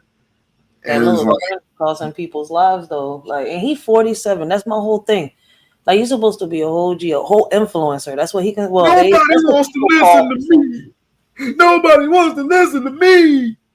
Yo, but they listen to me now if I come after your favorite rapper. Yeah. If I come after your favorite, you don't say, and now you coming after Umar, and then you coming after Tariq Nasheed. Jesus, you don't know what to do with himself, yo. Frankie Blanco said he is the modern Uncle Ruckus. Yo. Like, he's too old for this shit though. Like, he really too old. Like, and they wonder, listen, this is why he's too old. He too old. He's 47. He too old for this shit. He shouldn't be online. This nigga is too old. I'm dead. Yeah, he definitely older. This nigga is too old to be playing. He looked like he done had a couple of beers too many. I'm dead. No, he did. Yeah, look is so old. Look at them soup coolers for lips he got. Look at them.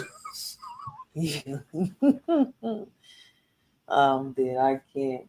No, but see, this is the reason why our kids are the way they are, and they keep What's your saying, slave number, nigga? What's your slave number? 1, 2, 3, 4, 5, 6, 8, 9. Well, what's your slave number?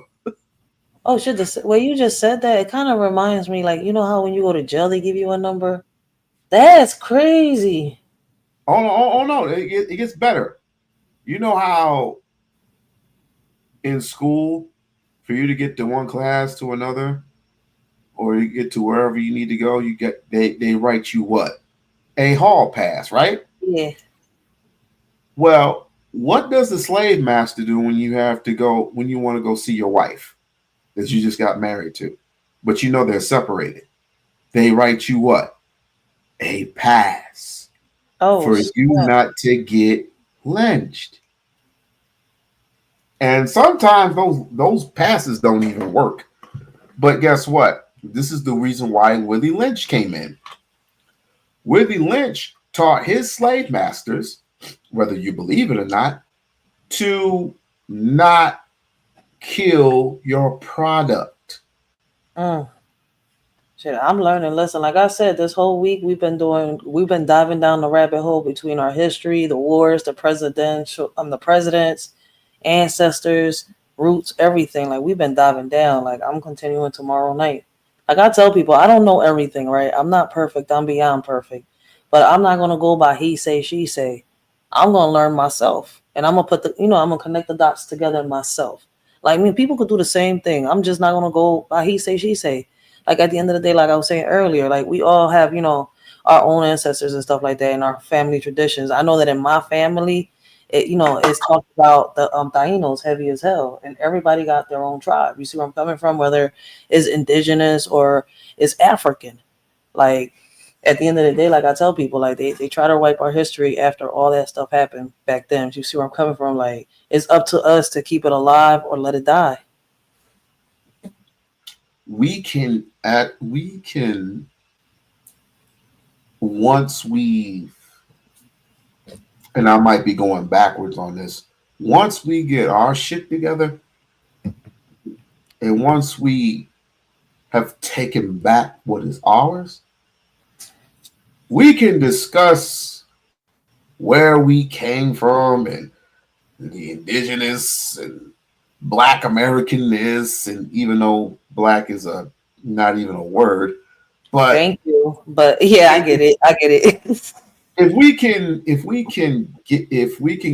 we can just basically take back our homelands, take back what's ours, just like some people in South Africa, what they're doing, they're taking back their farmlands, which have been confiscated by not Donald Trump, Bill Gates and them. Yeah, but you're not lying. Oh boy, but again, we are way too separated. We are just way too divided. We are way too separated to be doing anything. But I will say this: I believe there are certain tribes that can come together and they can put aside their differences and put some of this shit together. Two heads become one. That's a fact, and that's what I was just saying. Like become a community. Yeah, and that's what's being talked about a lot right now. Yeah, just imagine if the Indians got together with the Africans from back then, and there was no betrayal. Oh God! Christopher Columbus, who? Who was Christopher Columbus? And I'm glad you brought that up because people don't even notice that. Like people keep saying the indigenous don't exist like that. It's just us here, in the New Americas and stuff like that. But my whole thing is is y'all not seeing how the Caribbean is full of different tribes. I know I keep saying, and they're all trying to fight to get their lands back, to claim their identity, who they are. And people not realizing, how that's not true. Look, you go to Puerto Rico, you go to Santo Domingo, Haiti. I'm like, when people go live and they go to these places, you don't really see them go to where the tribes are at. You see them in the cities and stuff like that. You would have to search videos, and how can I say it? Look into the history to see other people that travel and actually show these tribes. Or, I'm not talking about PBS either. There's actually people out here that go and travel and show, these islands that people, these how can I say, these lands that people don't even talk about or even mention. Yeah, like your Homo sapiens. Oops. He said the Homo sapiens. I'm dead. Did I go back too far? Damn. I am so dead. Damn, my bad. They might confuse it. I was on a panel one day and somebody thought that a Homo sapien meant a homosexual. I'm not lying, yo. I'm so dead. Like they got offended. I'm like, and are we in 2024? Like, I swear to God, I'm like, wait, how you get that confused? So far from excellence. So far from excellence. Yes, Happy. Oh, blessings, Happy. Happy, get off here. Hey guys. Peace. Okay, don't be rushing me. I had to unmute myself. Shoot. Well, excuse me, ma'am. How are you? How's everybody? How are you guys? Chilling. I'm okay. That's good. That's good. That's what I'm doing. I'm chilling. But I was scrolling through and I seen you were live, so let me stop by, see what the heck is going on over here. Well, I was cussing some old wrinkly ass nigga out until Ryder showed up and she kind of calmed me down. He was going in teaching, everybody a little history lesson. He was like, nah, man, it's like this, like this, like this. Like, don't sit here and try to erase history. Like, don't make me come in your house and say, boom, itches. Wow. Well, I didn't catch all that. But what I here's the thing. Here's the thing. Real quick, Happy. Mm-hmm. This is for you because I know you are a pure black woman. What? I am a fucking indigenous individual. The fuck is you talking about? Pure black woman. The fuck? Oh, you didn't know? You didn't know. Oh, that's so sweet. I love indigenous. We all messed up, man. I don't know what the hell a pure black woman is. First of all, black is a color, boots. Just so you know. Black isn't a color. What are you talking about? It is definitely a color. It's fucking black. He trolling Happy now. No, I'm just saying black is made up of all the fucking colors. If you put all the colors together, it's gonna be black. See, this is the reason why black is a color. It is not a race. It is not a people. It is a fucking. Do I have to bring Noble up here? Do I have to bring? Okay, so do I have to bring Noble you're not up about here? to argue about black. You just called me a fucking fully black woman. That's because I was trying to be polite. And you just called me a black woman, but you're saying black doesn't exist. Which one? Black don't exist. I was just being polite. Oh no, you wasn't being polite because that was disgusting. How dare you? It was not disgusting. It was disgusting. You just said it doesn't exist. How was but that you disgusting? Told me a fully black woman. So if I said, you sound crazy, right? So if I added beautiful in there, it would be disgusting. It would still be disgusting because you called me a black woman, right? I'm not a black woman. I don't subscribe to that. Now, okay. Well, No, listen, wait, because ain't nobody gonna pull up no shit on me because I said it from the beginning. Now, yes, I do say that in this way, us black women need to sit together. I do say shit like that. Like, I mean, when I say we as black people, I always include myself in shit because I'm human just like the rest of us. And usually I go through a lot of shit, or I've seen a lot of shit rather, or went through some shit in the past rather. And I speak on those things, So I'm just saying, I'm not excluded from no shit just because I don't go around saying, oh yes, I'm black. No, because I'm not black. So that's what I'm saying. And I'm not black because of my skin color, because yes, if you look at my brown complexion, some people will say I'm black. Right? So I'm just saying though, I don't subscribe to that. And I do not subscribe to that, and I do not subscribe to that. And that's that. That's all. Okay. No harm, no foul though. You good. Yeah. Now that you know. She like busting my chops, but I get it. I get you. But okay, but guys, what I came to really bust your chops about. Hold on a second. Don't interrupt the host. What I'm saying is, she is right about one thing. It's like we need to stop with all this black nonsense. But that's a different topic, a different video for a different day. It's like most of us know who we are, right? But if you're coming from indigenous, if you're coming from the Caribbeans or whatever, it really doesn't matter. Just as far as you know who you are in general. And who is Dark Lake in here? Dark Lake, he's a straight up nigga. Now I'm psych, I'm just playing. But check this out. The only reason why I'm up here is because there's so much division. There's so much dividing between FBA and Adolphs. It's quite ridiculous at this point. But we want to listen to a whole nigga with a crooked eye in Charleston White. I can have a conversation with Adolph people because we may agree to disagree on a lot of things, but I can have a conversation with them. I cannot have a conversation with no Adolph motherfucker. I can't, Because once I say something that's going to offend them, like what Umar did today or yesterday, y'all go flip, y'all fucking lose your fucking minds. You are not getting something that you're not going to be getting, and you're never going to get, all because number one, you're not organized enough. Number two, where are you going to get it from? Y'all fucking delusional. And someone's trying to point out the delusional part of it. You don't want to listen. You want a fucking feel-good moment. You want a Charleston White moment. You want an Anton moment. That's what you want. And I'm getting sick and tired of this division shit. So I'm taking each and every single person with me who wants to know who they really are. That's all I'm doing. I'm not taking people with me who just want a feel-good moment.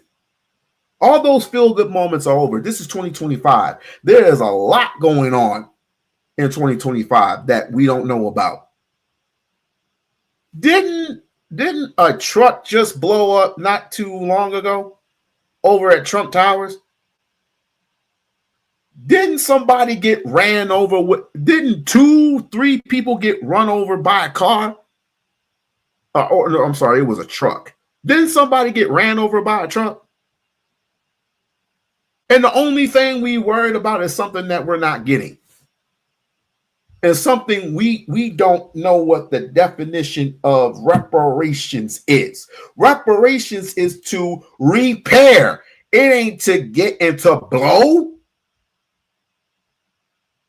But people are going to do whatever the fuck they want to do. Happy? Hey.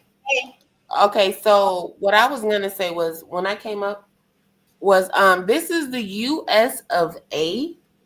Okay, this is a corporation, and this is why we have those numbers called Social Security, right? Yes. When we sign those papers, or should I say our parents signed those papers first or whatever, right? Yes. So we are money to them. Those numbers. I was going to say, yes, we are still slaves and or indentured servants or whatever the hell in the US of A. If you have that Social Security number, right, and you're out here working for pennies, then yes, you, sir, ma'am, are whatever kind of word you want to use for slavery. Because that's what it is. You know, your Social Security is added to your bonds, right? Social Security is just the same thing as your license, right? We do know that. Just all of the numbers, but it starts with your Social Security. You're not getting your license without your Social Security number. Your credit, everything, Social Security number. Your Social Security number is your lifeline. From the day you're born, they get whatever X amount of money for this one person. And this is why they want us to become workers, and they don't want to teach us business and this straight off, and you have to pay for this. It's no longer free. Because bottom line is they make more money when they have more slaves. She ain't even mentioned the birth certificate yet. She on point. No, but this is what I'm saying, because when you go and sign that, and this is why they give you all of those paperwork in the same time, right? Or at least they used to, right? So if you sign it in the hospital, you sign in your birth certificate papers and you sign in the damn what's in it. Now the birth certificate papers, okay, your name and all that. You could get away with that outside. You do not have to sign either one of those in the hospital. A lot of first-time parents don't even know that. And you have to pay X amount of money. You're tied to it because you signed that stuff there. If you don't, this is why they come rushing in to hurry up and try to get you. No, take your time. Take your time. I would suggest that with anybody. Now, if you want to rush and get a Social Security card, I don't even know. They still say you got to have the name, right? I'm just saying. You don't have to get the name there. You can leave the hospital that same day before you go home if you want to. And stop over there at the office, if it's a weekday, I guess, But, yeah, it's a lot. But people don't know these things. At the end of the day, though, that number right there, because I know you guys are speaking about the numbers and your social security number, that's number one. Yeah, we all belong is what to the US of A right now. But if you want, but just in case, if you're ever thinking about it, you don't have to though. You can always. No, I get it. I get it. Right. But what I'm saying is, I know a friend of mine. Right. He wanted to get out of the United States. So, what did he change? He basically changed his status. So he's he basically just cut up his social security card, and he's no longer a part of the United States. Now, it's going to be quite. Wait, how that work? Sovereignty. That's one way. So they don't have social security cards in other state, like in other countries and stuff like that. Just birth certificates. That's a good question. Happy? I only know about the US of A. I mean, they probably don't, but I mean, I guess we could always Google it. Some places may. She said something I knew, but triggered my noggin. Like, oh, now I'm asking questions. Wait a minute. Yeah, if you don't want to be a part of the United States, you can change your status. Yeah, but my thing is, like in other countries, you have, you still need your social, right? Like, don't they have socials too? You have to. You have to look that up. I mean, they have a birth certificate. I mean, I'm guessing they got socials too, shit. Because I know in other countries you got birth certificates too. So, well, let me ask this: what do you think about people going over to Ghana to get their dual citizenships? Many do. Many countries do. I googled it for us because I needed to know. Yeah, many of them do. Okay, see. I was wondering, so that makes them free slaves too. Their country's got them. Yes, exactly. It's to track citizens, the residents for taxation, work, healthcare, and other government, they say benefits. No, it's not us benefit from the government. It's the government benefiting from us, though. Just so we know. That's why I like having Happy around. But people don't see the vision. People don't see it. They just see shit shows. Oh, my goodness. That's what I'm saying. Dang it, writer. I was in the mood to cuss a old nigga out, and you calm me the fuck down. Ah! Let them be them. Because at the end of the day, what they want to do is just create, chaos. Like, that's what a lot of people do. Like, that's why I like, unless I know somebody's personal life, I've been in their life or know them like face to face, I'm not gonna sit here and talk about nobody. Like, do I have an opinion on how somebody carries themselves online? I mean, we all do. Shit, I know people talk about me the same way I've, sat here, but I don't talk about people. See, I react to videos. That's the crazy part. So I don't even know how to put that one down. Let me ask you this. Malcolm and Martin never liked each other, right? Mm-hmm. Until they met up, right? Yeah. Wait, no, but then they. Oh yeah, you're right. They didn't know each other forever. It was a point in time where they did. Yeah, you're right. Go ahead. They met up, and there was also going to be a point in time where they were going to rule the United States of America. They were going to rule it by Malcolm X controlling the North, Martin Luther King controlling the South. We will be in a much, much better place if they were still alive. But according to certain people in the FBIers, J. Edgar Hoovers of the world, no longer living. Can this generation? Nah. There have to be more blood. There have to be more bloodshed for somebody to really say enough is enough. And I'm sorry to say that. I'm sorry to say that you don't have a particular leader because you don't want a leader. You don't want a leader. You don't want somebody to tell you what to do. You don't want somebody to tell you where your shit stinks. You don't want to be held accountable for any fucking thing. The only thing you want to do is talk about females all day and how they, how they are not supposed to have a career. Huh? Have you heard this? A female is not supposed to have a career? How does that work? I guess. Which people still A female is not supposed to. Huh? I said people still go with propaganda. That's why. No, we want to protect and provide for you. All you have to do is not have a career. We want you to stay home and have these babies.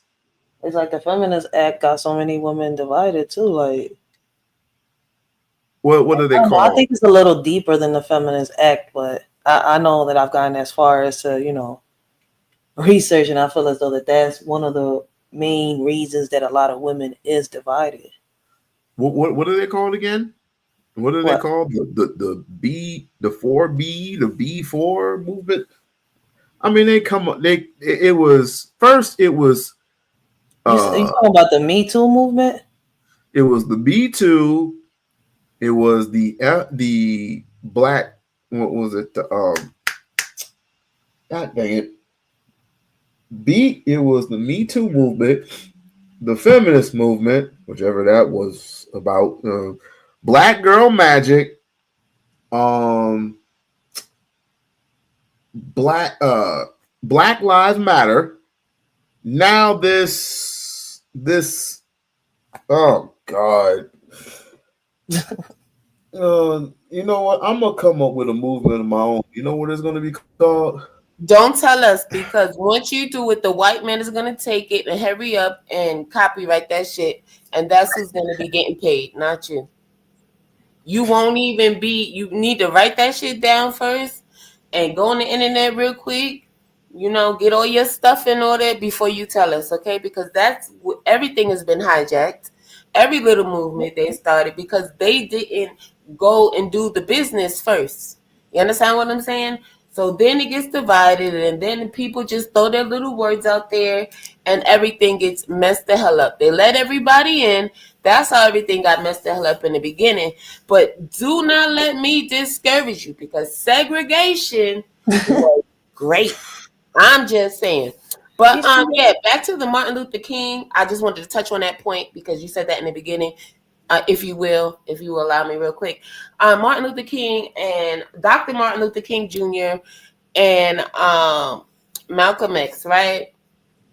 I would like to say that they did not know each other. It's not like they did not like each other. This is the story people like to spin. No, they just had separate ways that they felt issues could be resolved. Obviously, we know, right? Violent and non-violent, right? One just wanted to keep the peace at all costs, and the other one was like, no, we're gonna, whatever limited little bit of rights we have, we are going to do that, and we're gonna challenge everything, and we are definitely gonna protect ourselves. We don't give a damn if they're still not in agreement with that shit. It doesn't matter. He was going against everything that was in the laws, right, of the US of A. Today, they are still the same, right? Supposedly they changed something, but they didn't change the most important one, which I felt, I thought, Black people should be human by now, but I guess we're still not a person, and nobody cares about that, right? But that was one of my things that was on my campaign. But don't worry about it, because 2024 is gone. So we're going to leave that alone. But you understand what I'm saying? So then when they finally met, of course they were fast friends and all that, because at the end of the day, their goal was the same. All they wanted was better for their people, right? Whether they was calling each other black, but Negroes, you understand what I'm saying? They damn sure was calling each other Negro. The Negro, the da-da-da. And a lot of the times you also heard them use the word black in front of that, right? Mm-hmm. Just know, because we have to understand that it was a lot of Negroes, okay? Wherever they were, right? Let's just take South, because, I guess Dr. Martin Luther King Jr. used it, the word the most, supposedly. Let's just say, right? But don't act like it was just black people, supposedly, right? This is another reason why I don't like this word black. And this is another reason why, yes, I can call a white person an N-word to their effing face and use the hard ER. You get what I'm saying? Because ignorant is ignorant. I'm just saying. Ooh. But okay, let's get to it. That's all I had to say about that part. My bad. I think I was going on too long. No. You're right. You're absolutely right. Although, again, I mean, have you ever looked at somebody that was white? Yeah. Have you ever looked at somebody who was white who you thought that was pure? Because that's what it says in the dictionary. Oh, let me tell you something. No, this is why see. This again, this black and white thing. When I say one thing, I mean that goes vice versa as well. Excuse me, I forgot to say vice versa because I also believe that. Oh, you're white. Yeah, all right. You look peach to me, but whatever. I'm just saying because white is a color, just like black is a color, or should we say white is colorless? I'm trying to figure it out. But I'm just saying, it looks like light, not. Okay, because you always argue that, right? If there is no black, that means there is no white. Again, though, they always want to associate with white is what? Okay, then. And black is what? Okay, then. So this is why I don't even like getting into that BS. Because, listen, I'm from New York, baby. I could tell you some stories. I was born in the 80s, baby. Listen. You spitting some jokes. Oh, you're an 80? Oh, you're an 80. Oh, okay. Bad.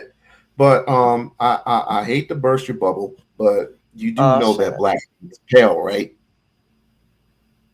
I'm sorry, say it again. I said you do know that black means pale, right? Let me tell you something. Black has so many definitions. Let me tell you something right now. Okay, you're talking about blackouts, right? Get your book. Listen. Get your book. Yeah. Get your book. Okay, put the link in the chat. But let's understand this, right? And which one? Because there's a lot of those books up there. Which one is what? Get the that's the 7th edition. The deluxe 7th edition. Yeah. But even whatever you do, just drop the link in the chat. Whatever you do. Right? Okay, now let's get back to it though. Wait. Because I was raised in a home where we had encyclopedias. Okay? Encyclopedias, all that. Yeah. And the African American history, the first person to do it. I mean, these invented all different kind of encyclopedias though, but baby, people don't even know what encyclopedias are today. They don't. It's sad. You know, I mean, I guess maybe I am getting old, but I hate. That's one thing I hate about it is that they're adding all these quote unquote new words or they're coining these phrases. They're getting added into whatever new dictionaries, and I'm just like, absolutely not. Makes me not want to ever buy a dictionary again if that shit's gonna be in there. If you really want to, if you really want to study, get that book. But the thing is, instead of purchasing something that's real, they want to purchase something that only lasts for a short amount of time.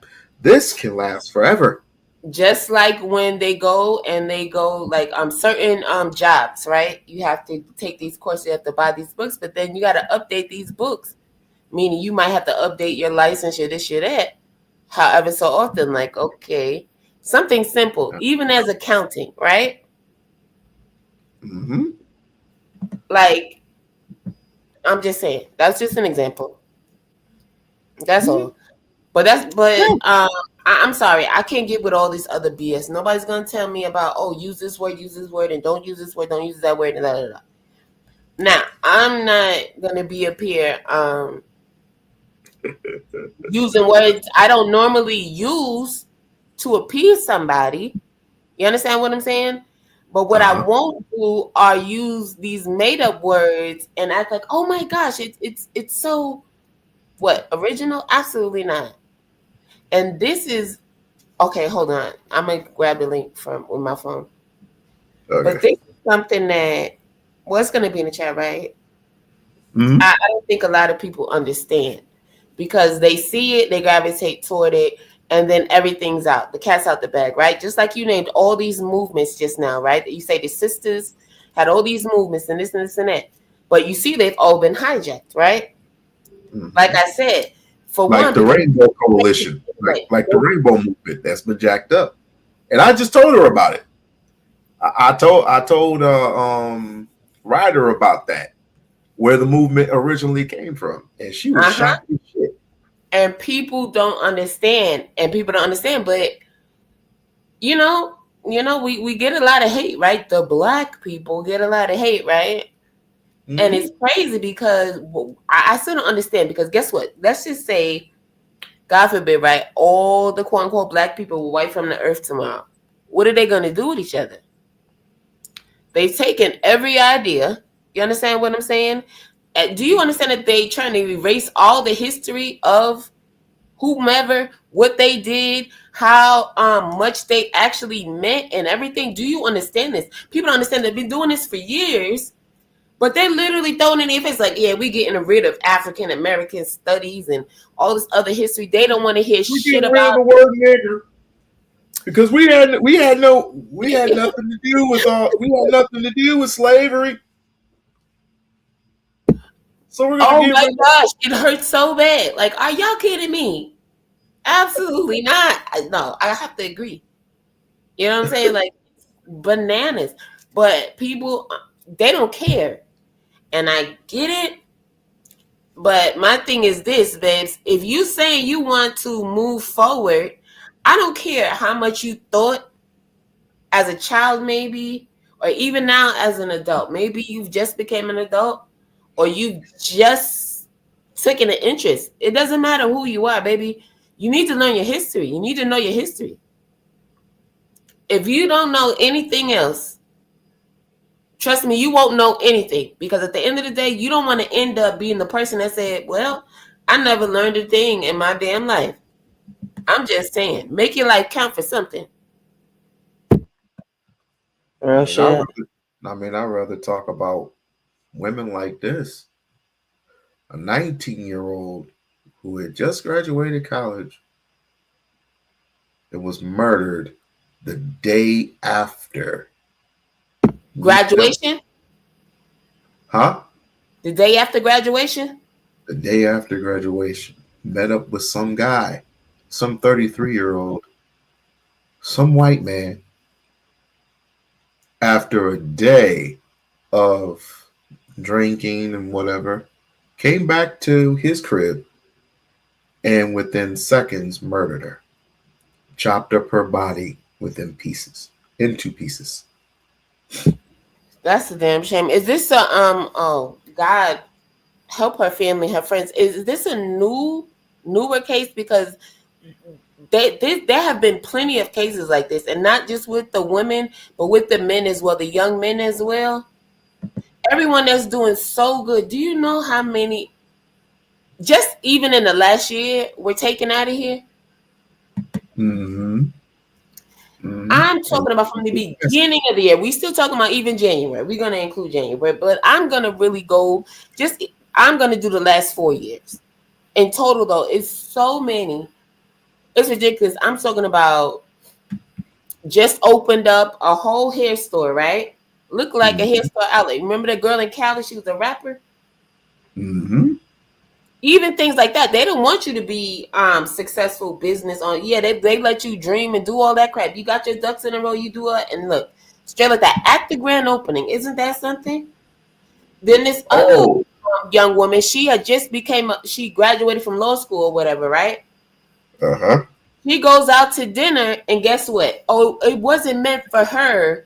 Some people started fighting, 2 guys supposedly, but she's the only one that got hit, and she's taken out of here.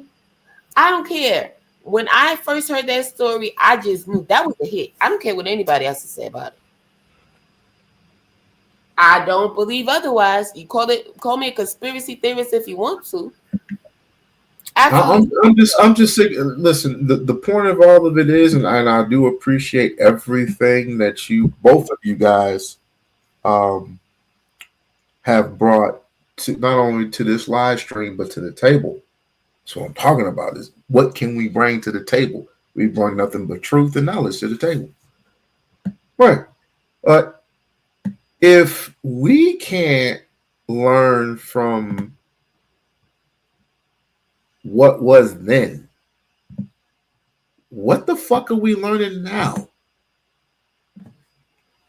I just thought that FBA meant something or Adolf's meant something. It ain't nothing but a fucking trick bag by two individuals. Can I ask you a question though? Because can you explain to me what Adolf is?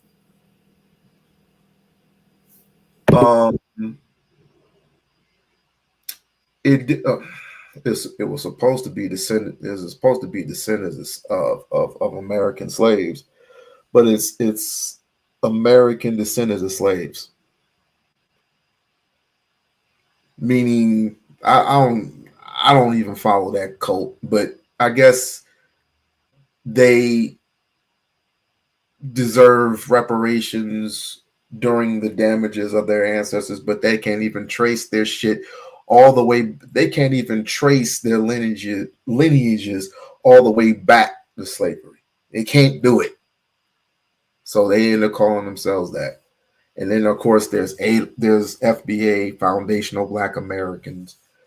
Foundational Black Americans meaning the shit that was grown here and here alone, here in America, whether it be rap, jazz, hip hop, rock, pop, your certain inventors, your certain black teachers, the people who have fought and died into the American way of life and have done nothing but here, have invented here. Those are foundational Black Americans. But what have we invented since then? That's my gripe with FBA. That's my gripe. And then there's Pan-African. Pan-African only means we are in one group, under one nation, under one God. Whether you're an African American, an American African, if you're an indigenous, if you're from Africa, if you're from Haiti, if you're from Jamaica, if you're from Europe, if you're from China, no matter where you are, as long as you are African, as long as you are in that diaspora, you are Pan-African. That's what it means. And it only means global. We are a global society. Born into many different regions in many different countries. And at some point, we need to be together under God, right? And fight the good fight, brother beside brother, sister beside sister. But at but we just kind of just separated ourselves from each other because of a few knuckleheads. I'm just gonna say that. Basically, you're saying going back to the beginning to how it was. Everybody coming back together. It ain't nothing but Willie Lynch. Yeah, Ain't nothing but Willie Lynch. That ain't nothing but a Willie Lynch trick. That's all. Like I tell people, I know my roots heavy. Like I know my tribe, and like I tell them, like at the end of the day, like I was confused, like I told you, but I'm really starting to see. I'm like everything started off with Africans. It just got divided, right? And if anything, it could have been that it was just all Africans, different tribes, until the whole voyage happened. I'm like, because if you look at it, like my tribe, like I told you, once again, they're considered the Arawaks, right? And like if you look up, like if you look at the story, that's right, basically what I was saying, Dark Lake, but I said it in a different way. But anyway. Oh, I was like, wait, what?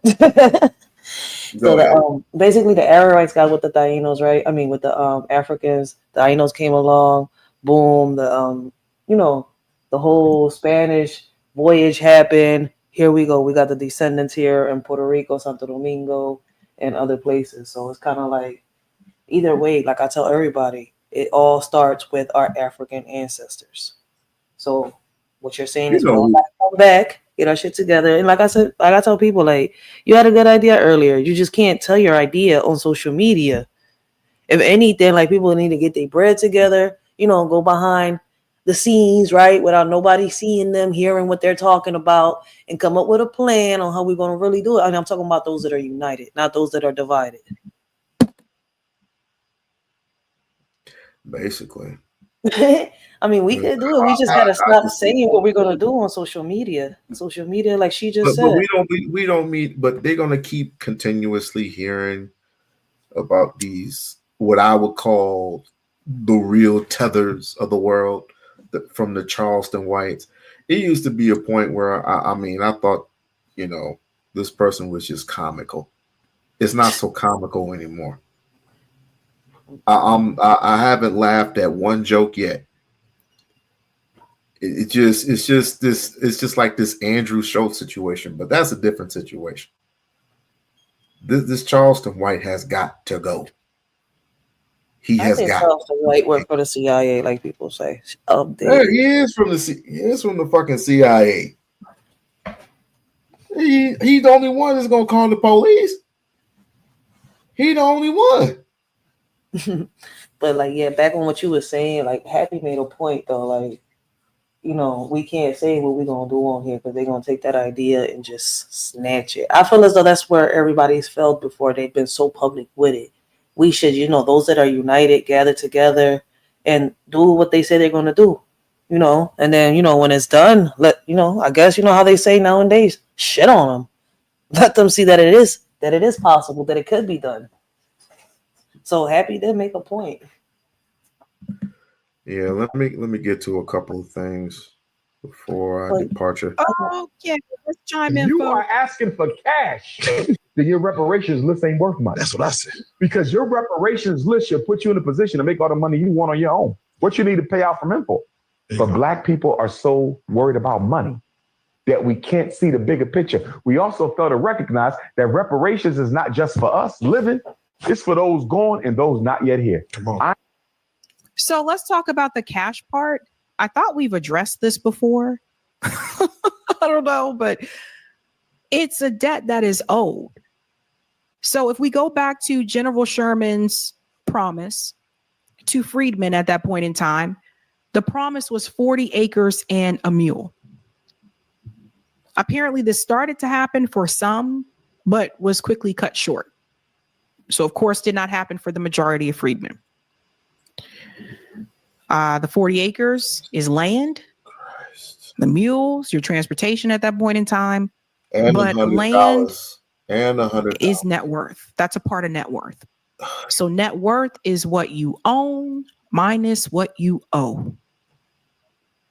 So just think about all that generational wealth that would have been created if that would have happened the way it was supposed to.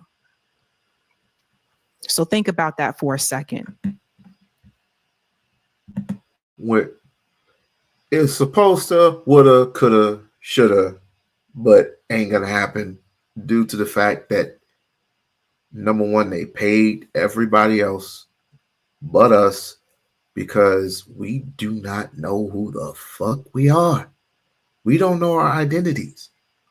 We don't. These people, the British, gave you your identity. They gave you your identity. They gave you a classism. Just like they gave other whites classism, and they gave Hispanics a class. It's called your status. They gave you a status for a reason. Just like when Happy was talking about the Social Security and the birth certificate, which does match your license plate, but not license plate, but your license. But we ain't gonna talk about none of that because that's just too deep for you. I swear to God, if Kevin weren't so busy, I'll put him on the program, and you wouldn't believe me. You would stop talking to me. It's like, what the fuck is this nigga talking about? Fucking crazy. So he has a problem with the cash part, but it's a debt that is owed.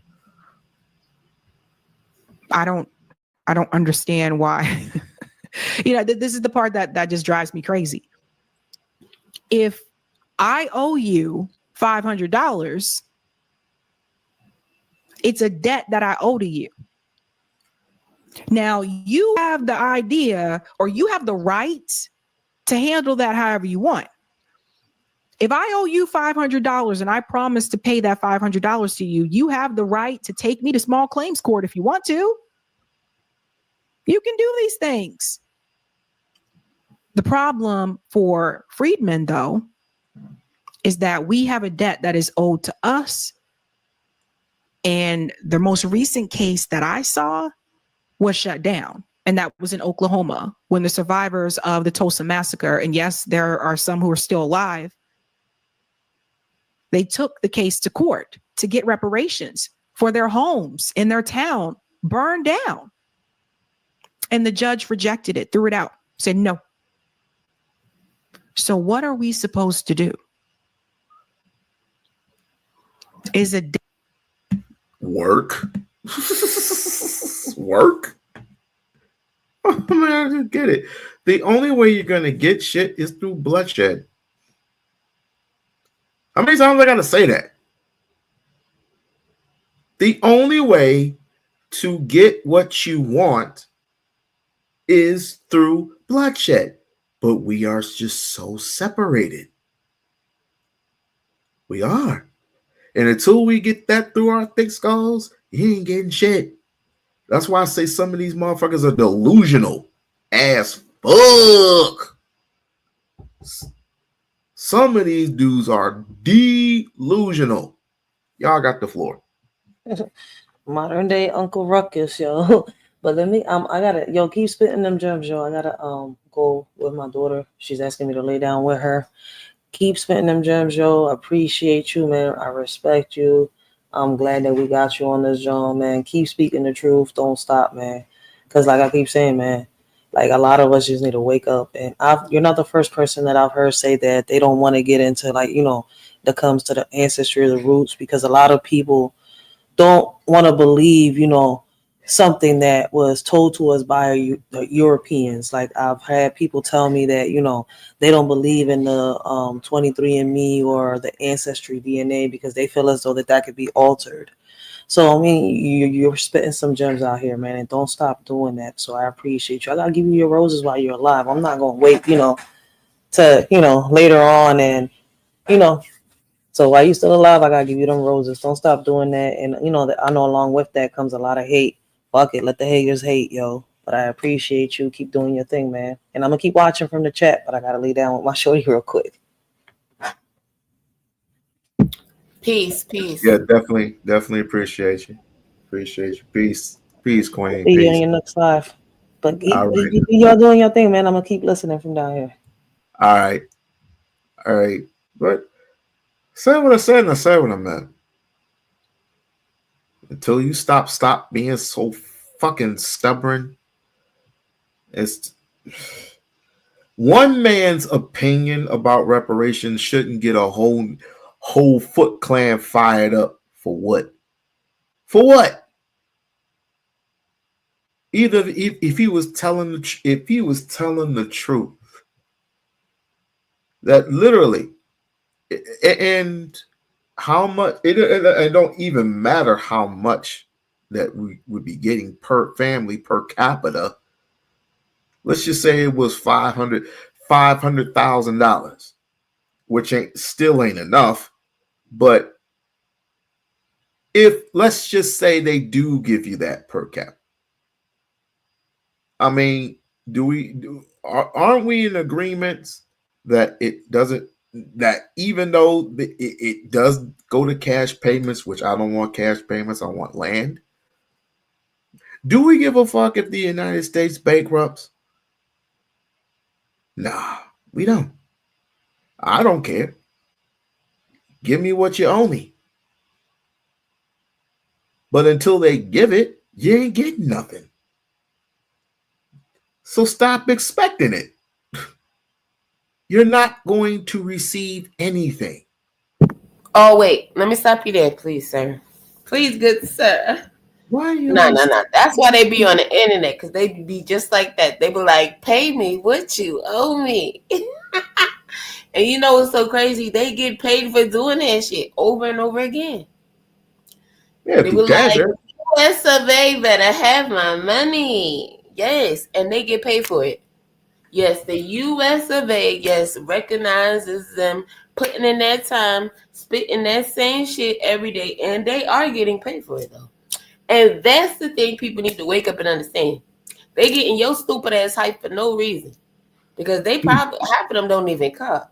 But they know they ruffled enough feathers that if they say the same exact crap every day, pay me US survey, they're going to get paid. Isn't that something? Think about that. Just saying. Not only that, a lot of these people, I don't know, what would they say? The DNA testing, you just said 23 and something, whatever. I don't know. I'm not familiar because I haven't tried them. But like, you have to understand, right? With all this cancer and all this going on and all these grown adults who supposedly go to see their care physicians, go to see any kind of physician at least once a year sometime. I'm just saying, knock anybody home. So none of y'all go. Anyway, a regular blood test, let's just say, right? Oncologists, and whenever they go there, first of all, baby, they could tell you everything. Some of these mother effers got more European blood than not. You understand what I'm saying? More European blood than Nigerian. Because your skin color, you black. Baby, you don't know what the fuck black is, because I don't either. Oh no. They said that you're not African. That's what they said. Listen, exactly. If somebody got 2% African in them, supposedly, and you got all this percentage, it doesn't matter your fucking skin color if you know who the fuck you are. But then again, half of them would know if they knew their family anyway, right? But I'm just saying, you know, like I absolutely freaking out. They label you 3/5 of a human being. You're not even human. Right. So, like, let's be real. And then they're supposed all because remember now, Africa is Mother Earth, right? That's the motherland. So all these people y'all been calling white, they black too. Now I'm just trying to figure out. So when did the 1%, the one drop rule change? I don't know. These are questions they should have, right? Sight? No, because the same thing with the Indians, though, right? Because now all the Indians are white. Right. I know. Everybody's white. Everybody's black. And everybody's everything. Yeah, okay. Let's go with that. But a lot of black people need to understand, if anybody's mixed with a whole lot of shit and you were born in that US of A, it's probably your ass. Not the other way around, babes. Just know that. But you're supposed to be in America. Why are you going over there to Ghana and get dual citizenship? You're right. I hate you. Listen, I hate you. You better do something because this shit is burning down. Where you gonna go? And I'm not just talking about, God forgive me, because it's literally burning down right now. No, my thoughts and prayers are with everybody affected, because that actually includes us. But no, I mean, like, seriously, Florida is literally going to be under the water. So all y'all that love Florida, I hope everybody go there and sink, bitch. And didn't LA? Let me get out of Florida. LA, didn't they just have like a firestorm or something? No, that's what I was just about to say. No, that's why I said no, damn, because I don't want them to think I'm literally mean like right now, like. But yeah, they going through it. Yeah, you know, but they have this stuff happens all the time. They're prone to it, you know, wildfires and stuff. And it's like, yo, you would think they would have more, like whatever in these parks. But yeah, it's so easy because of the heat. Yeah, a lot of wildfires. Oh, guess what? Now they're having this thing. You know what it is? They're having this thing because a lot of celebrities' homes were affected, supposedly. I don't know. I haven't seen any of them actually speak out. I just know on my feed, there's a lot of people talking about wildfires and celebrities. So it's just like, oh, so they finally got one of their homes. But I heard it was a few. My thing is, though, it's like the fake bullshit. You understand what I'm saying? Yeah, these wildfires have been going on since the beginning of the time, since any of you MFers were born. It happens all the time. Sadly, but it's true. You know? So it's like, man, please. No, but, you know, again, this is America. Anything to make a few dollars, you know, anything for a little bit of sympathy. It is what it is, though. Hey, what's up to you, Toot Latrice? Good day. Hey, how you doing, Queen? How are you? Damn, Ryder got me out of my flow for smacking some FBA niggas upside the head, and I'm kind of glad she did it because now I'm starting to understand some things. I'm starting to understand that none of this makes any sense. And until, like I said, until we have the balls enough, just like the Egyptians had balls enough to take back their homeland, but they have to be in sync. We have to be in sync with one another, even if I have to take a few people with me. Even if I had to take a few with me in peace. Yeah, but they don't understand that. They don't understand that, and the reason why they don't understand it is because they don't fucking mean it. Excuse my French, but they don't mean it. You understand what I'm saying? Because if they did, they would understand. It's been war. It has been war for the centuries now, right? And at the end of the day, these people, well, at least a century. Anyway, you know. We got it. You understand what I'm saying? But these people don't care. First of all, slowly but surely, right? Because let's just say this was the slow part. Even though we know the numbers, but every single year, all these people were lost. How about if a group of us would have did this however many years ago? Yeah, we would have lost some people, but guess what? I'm pretty sure it could have been over. We could have been policing every effing thing. No, you MFers supposedly so scared of MFers with guns, but y'all going around doing the same old dumb crap, right? To each other. Yeah. Exactly. And this is the part where it's the fine line, right? Because I'm not going to say that some MFers, because me personally, I know I'm not supposed to judge, but hell, I judge because if an MFer do some cruel shit, hey, whatever you get, I don't got shit to say about it. You know what I'm saying? Because it's just some people I just deem evil as crap. And you do some evil crap, hey, shit, what goes around come around is how I see it. But other than that, like let's be real. It's a lot of senseless bullshit. A lot of senseless bullshit. But the MFs that literally have they fucking feet on your neck, or they knee on your fucking neck, or their whole body on top of your fucking chest, MFs don't do nothing. Wouldn't even run past. You understand what I'm saying? Kick somebody off for George Floyd, because I damn sure would have. I'm telling you, I would have act like I'm going left. I don't give a F because I don't understand how when I first seen that video, I cried. Yeah. I fucking cried because it's so sad. All these people standing just watching this shit. Like nobody to stand up. You understand what I'm saying? Mm-hmm. But they be knowing what they doing. I guess nobody's in the military. What would you do to the cameraman? What would you do to the cameraman that was filming that? First of all, F the cameraman, because let me tell you something right now. Like, I'm not even blaming the camera person because honestly, without that camera person, we would have never seen it all. So and for some reason, it just seemed like nobody was even walking past the cameraman. Any other video you want to see a fight, you want to see something going down, you can never see because there's a million people standing in front of each other and everything else. Isn't that crazy? But I just had a clear view of all of this stuff going on. Multiple officers were on this person. Mm-hmm. For a long baby. For 8 minutes and 43.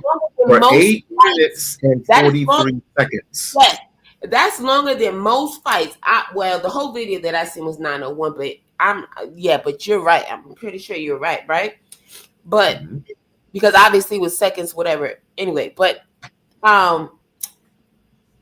like when you see most fights, people don't fight for that long. Even in the freaking federations, they don't let them go all of those rounds without taking breaks and shit, without checking them, everything. 3-minute rounds, yeah.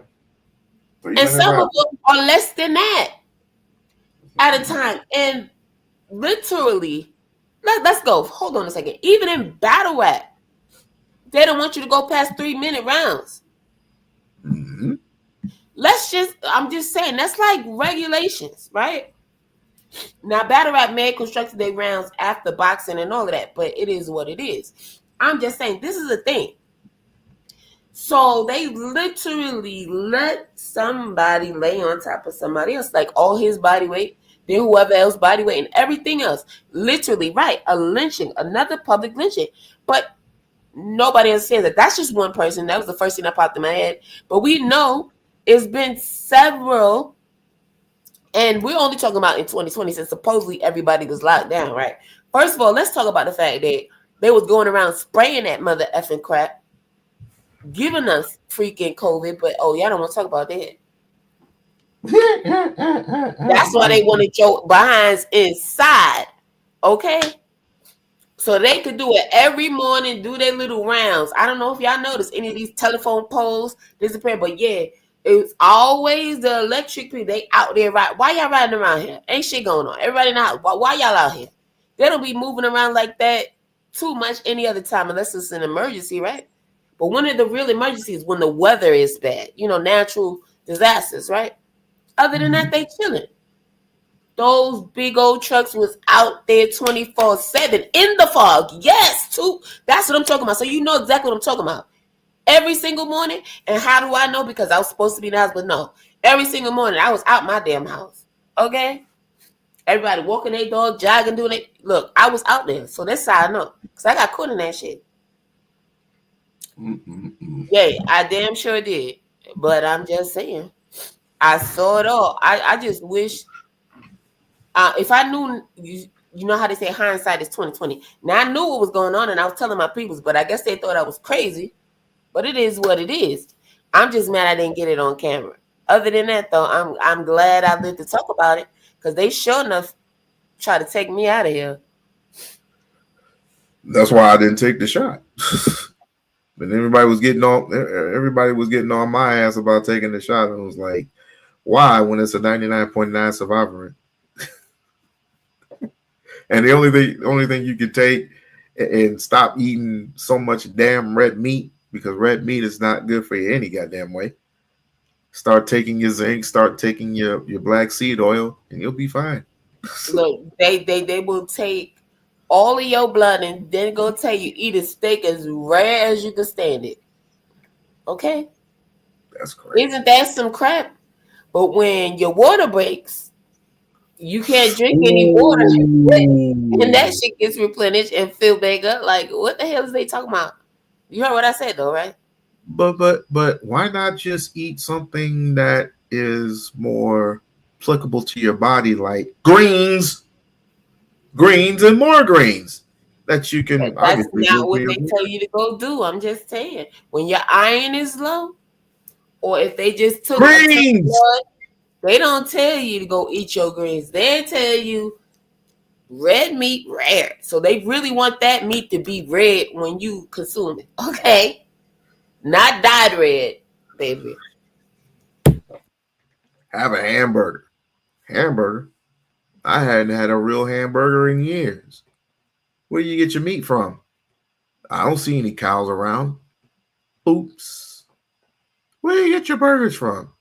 I guess you get the same burgers you got, the same meat that you got Planned Parenthood from. Oops, that I wasn't supposed to say that.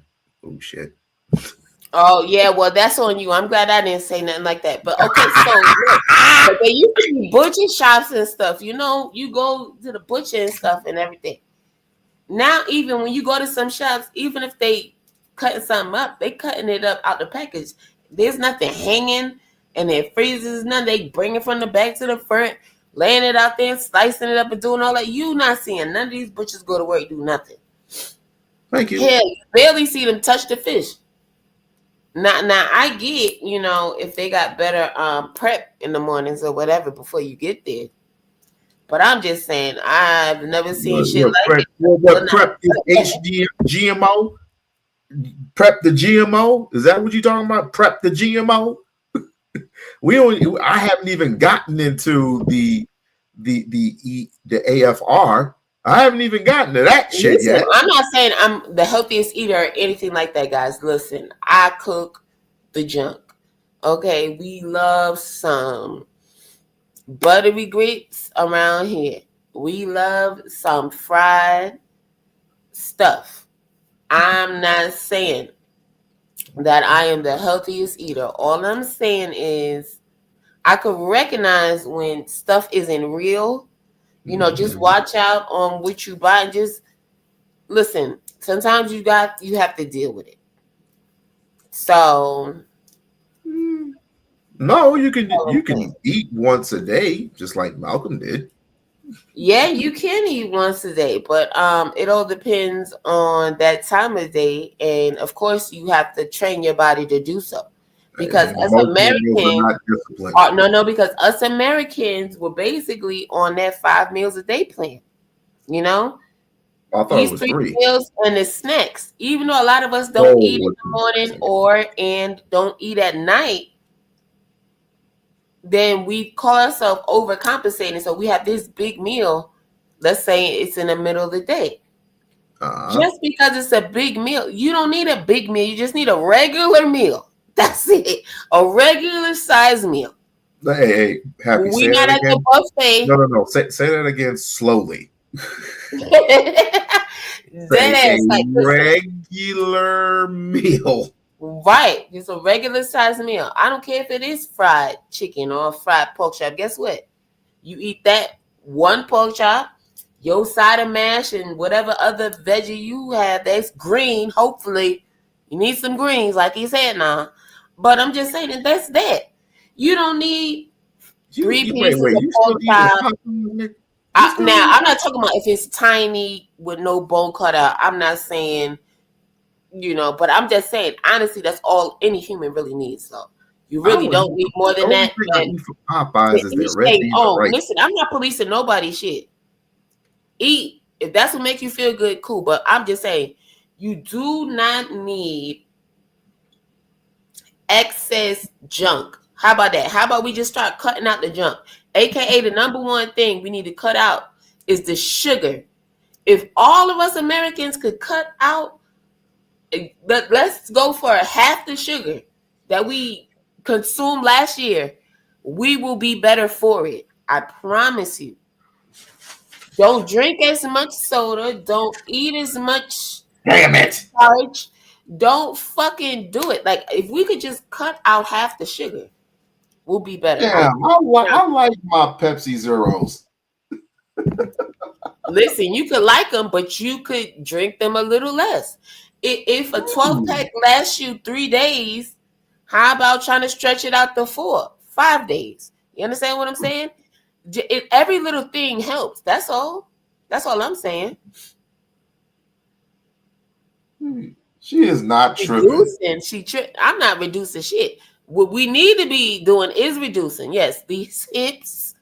We've seen all the methods out there fighting now. A lot of these men are huge. And I'm not talking about height. Baby, we talking about width. And they got titties too. And they on the internet talking about these women. Now, let me tell you something now. They was doing all that. But they don't like to be talked about. There's a reason for that. I'm just saying. So now we know they were projecting now. Hi. Hello. But absolutely, you can start small. Because I'm telling you. And all you need is a little bit of discipline. That's all. A little bit of discipline does help. Let me tell you something. Walking. Why don't you try your walking? Walk for at least 30 minutes to an hour. Nothing wrong with that. You ain't got nothing else better to do. Listen, do that absolutely. Now I can stand behind that for sure. For sure, Do for your sure. walking. Yeah.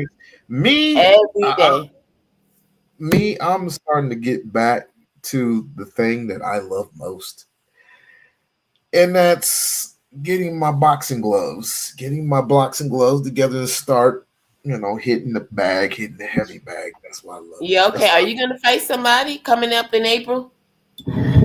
Who? Is it a secret? Are you gonna fight somebody or no? No. Oh, you're not in the upcoming fights? Oh, okay. Just checking. No, Okay, so you're not even gonna help train anybody? You're not gonna coach nobody to a win? My son. That's about it. Your son is not involved in that. It's involved in what? In that the YouTube thing I was talking about.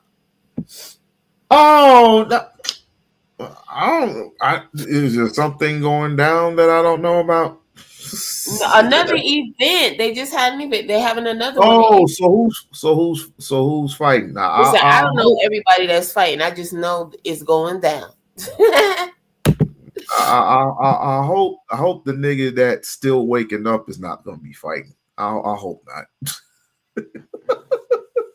Because we're still trying. You know what I want? I'm waiting to see if somebody is gonna knock what's the name out. I need somebody to whip Fantastic ass.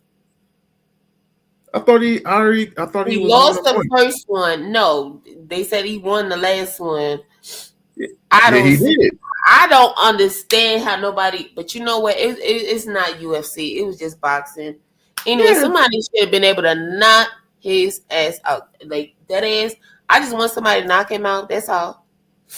Cause he talk a lot of shit. Then I seen it. It's kind of hard to knock somebody down that's 6'5" when you're 5'10". Listen, I'm not saying that it's not kind of hard. What I'm saying is, I just want somebody to knock him out. I was rooting for him to lose. You understand what I'm saying? Nah, because he was talking a lot of shit. I don't like the way he talks about women at all. And I agree. I agree. You understand what I'm saying? I don't like it. I just think he's absolutely disrespectful. I don't like it at all. Absolutely not. Do you think you can have a conversation with him versus say chaotic truth? No. I what do you mean versus say chaotic truth? I could talk to anybody. You understand what I'm saying? I could talk to anybody. My thing is, if they get disrespectful though, it just is what it is. Because in that moment, now don't get me wrong. If I say, "Oh, I'm gonna do something" or not, then I'm usually gonna do exactly that. But my whole thing is, it's never been me starting with these people. It's been these people starting with me. And no, I'm not a victim. But these are just the facts. You understand what I'm saying? So these MFs just come in talking shit to me for no reason. So I'm like, okay, yeah, I want his ass to lose. Why the fuck do I want him to win? It's nothing personal. You know what I mean? It just is what it is. I want his ass you would bet the farm on him. I want to be able to see his ass get knocked down again. You know what I'm saying? That's all. So where's the next event's going to be? Where the next event's going to be at? It's going to be in Atlanta. Atlanta? Yeah, it's in Atlanta. If it comes to Vegas, I might enter in. Because there's one asshole that I need to knock out my damn self. But his name because that thing was supposed to be in New York. You know what I mean? Because most of the people are in New York. It's like, but it's in Atlanta. But that's no sweat. But yeah, I don't trust me. I don't even know if that guy's fighting yet. You know, I hope so, and I hope somebody knock his ass out this time, straight up. I want him to lose like he did the first one. Lose again. I never want to see a nigga win a boxing match ever. So who won the entire fight? Did E Black win? Did E Black win his fight? Wait, who did E Black fight? I don't know. Some I'm trying to think who the fuck did E Black fight? Some guy that he was arguing with. I don't know. Hold on. I don't even remember who E-Black fought. All I know was I remember him getting knocked up between the washer and dryer. E-Black. Over there. We was over there at Anderson Chandelier shit. We was cracking about that shit. We was reviewing the footage. But I can't remember who he fought because we just so focused on E-Black and what he wasn't doing right and all the stuff. So we were just critiquing the video and shit of him or whatever. I thought. But first of all, it was. Wait, the ring needs to be a little bit bigger than that though. Let me know. Let me know a cellulite fights. Let me know cellulite fight. Well, yeah. I don't know. I don't know who's on the lineup yet. But shit, I'm rooting for Cell, especially if it's gonna be. Hold on a second. I don't give a fuck.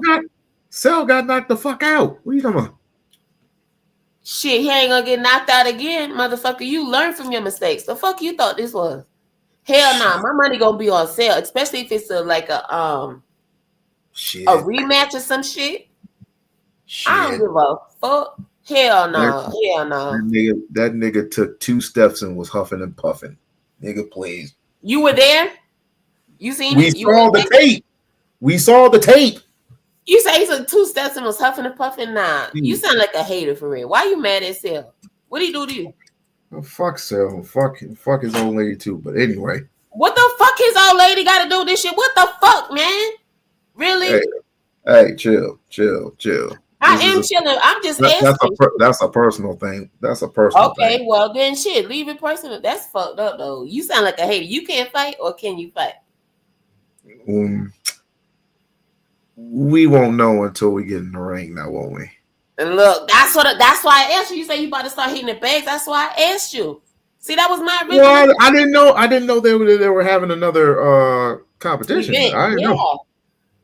Man, they but I definitely want to give a shout out to DJ Ham for that.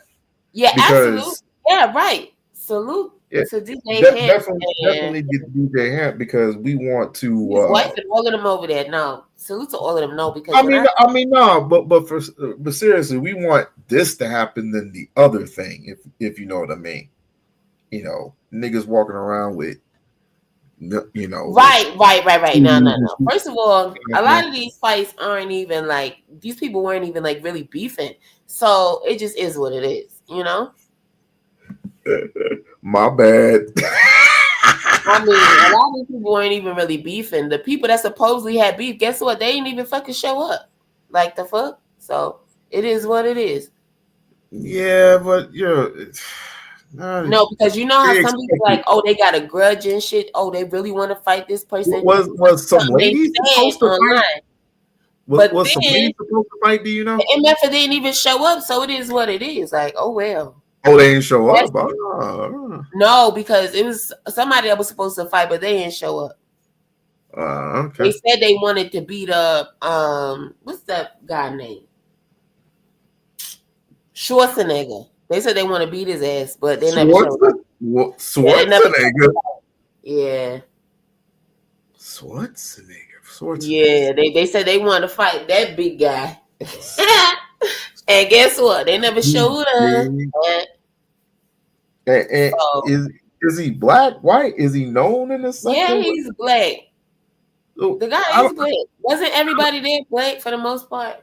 I don't know who the brother is. I'm sorry, I don't want to call them black. Y'all know what I'm talking about. Let's get back to regular English. Even El Negro is saying, huh? What are you talking about? Yeah, that nigga. Yo, this is nigga like Schwarzenegger, right? And he offended somebody daddy. But the daddy never showed up. You feel me? Daddy was talking all that shit, but daddy never hopped on that plane, baby. Tell you that. That's crazy. Look, I'm just telling you what I know. Not that I care, but I'm saying I would have loved to see Arnold fight though. That's his name, Arnold. Yeah. I don't know. Yeah, his name is Arnold. All I know is DJ, like I said, DJ Hand. Oh, yeah, DJ Hand. It's his channel. It's his event and all that shit. He's the one who did it. and put the and shouts out to Chris too. Definitely shouts out to Chris. Well, shout out to everybody. You talking about Christopher J? Yeah, Christopher definitely. Yeah.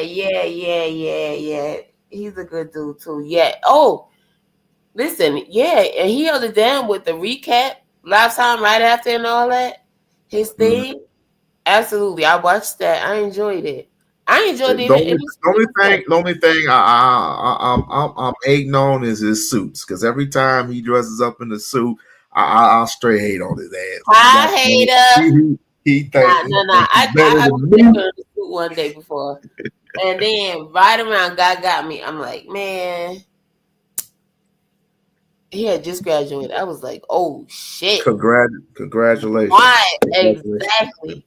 That's what I'm talking about. This man did the damn thing. Nah, but that's a cool brother though, for sure. Yes, he is. Yes, he is, and he's been doing real good for himself. But you know what? I ain't got no animosity towards anybody except for the one Negro I just explained to you. But like I said, it was going to come a time where if Hamp wanted to, he can have the fight in Vegas, and I definitely wanted it Mayweather's gym if they let him. If they let him, and I will be there. As a matter of fact, I better start preparing now, just in case somebody wants to get knocked down again. You know what I'm saying? Just saying. Whatever. Oh, please. It's always some bullshit in these YouTube streets. I ain't got time for that. Next, let's talk about something else. Let's get back to something else. Absolutely not. What?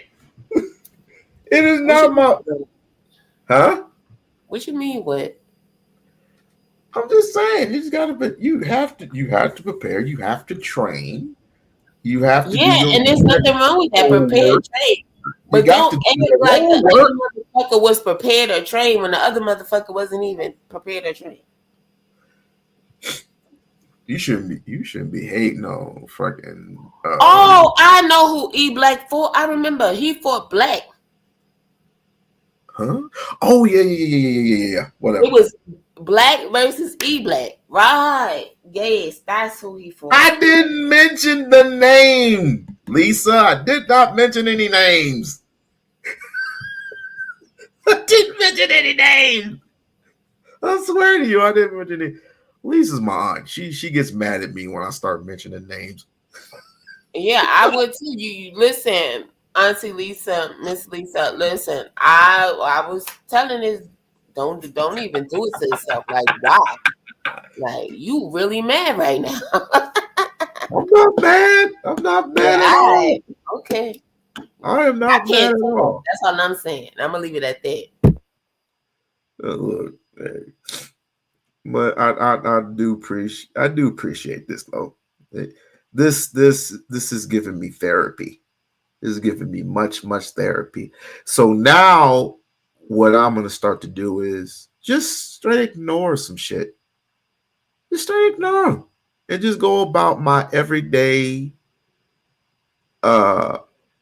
normal shit and just do my content, and I don't have to string along anybody else that talks shit about Umar. That's all it is. Because love him or hate him, like him, respect him, whatever. The point of the matter is, have you caught the message that he has given to the people? It could be coming from another source. It could be coming from Jesse Jackson of all people. Not everybody likes Jesse Jackson, but there was something in that message that resonated to everybody else, but did not resonate to you because you were too stuck on the fucking name. But I am right. No, I'm in total agreement with that. Absolutely, because this is how people are left out of the loop, because they themselves had the right to choose, and it's just the bottom line. Listen, God gave us all free will. Do what you will with it. It is what it is. At the end of the day, you were left up to your own devices, not intentional. You know what I'm saying? If Say it nobody again. can do anything, it just is what it is. You're going to either reap the rewards or suffer the consequences and repercussions of your actions. Absolutely. Oh, Ali. Oh, guess what, Happy? You have a new best friend. Jesus Christ. You have a new best friend in Lisa. Lisa loves you now. Hey, Auntie Lisa. She loves you now. She loves putting me in check all the time. But when somebody does something to me, it's like, yeah, you got to be the bigger man. Yeah, and I understand that, but that goes back to, again, like El Hombre said, right? It's the same thing. We were given the free will. Also, we were told to turn the other cheek, right? That's exactly it. Now, for the sake of not being a hypocrite, now I'm just saying, I will curse the MF out, but I don't worry about it after that. I'm not about to freaking let it ruin my day and ruin my life. You know what I'm saying? I don't bring that into my life. You know, I can't bring that home. As much as I be home half the time when I'm up here, listen, let me tell you something. I don't bring it home. You know? You're not supposed to bring it on. Exactly. And right. Thank you. Pull up what your auntie said. Yes, let go grudge. Exactly. Because that's one thing I don't do. I don't hold grudges. So, like, even if I argue with somebody the next day or even a few minutes later, I could be at the very least cordial. But I be cool. You know, I go, they see me get them like, they still be mad. Listen, y'all gotta let go of grudge. First of all, stress is, I don't care if they say it's not the number one killer anymore. It still is, because stress does nothing but pile up, baby. And this is what they want us to be, stressed out. You don't think those slaves were stressed? Of course they were. I Stressed know. all day, every day, and expected to do the most in the least amount of time. They still were expected to reproduce, you know, all of this and this and this and that and this and that, produce basically, because I'm not really talking about children at that point, but they were on top of that, right? They were still in the fields. Some of these babies were literally born in the fields. Stuff like that. You know what I'm saying? They want to talk about reparations. Yeah, all right. Look, so it just is what it is. Yes. The stress. Like, share, subscribe to the channel, and share. Anything that's going to stress us, we need to leave it alone altogether. You know? You try to leave things alone. But you know what? You're right. You're absolutely right. You're absolutely freaking right. No more grudges. We left all that behind anyway at the purge. We left all that behind at the purge. So this is a new day. This is a new day. People don't be leaving shit behind.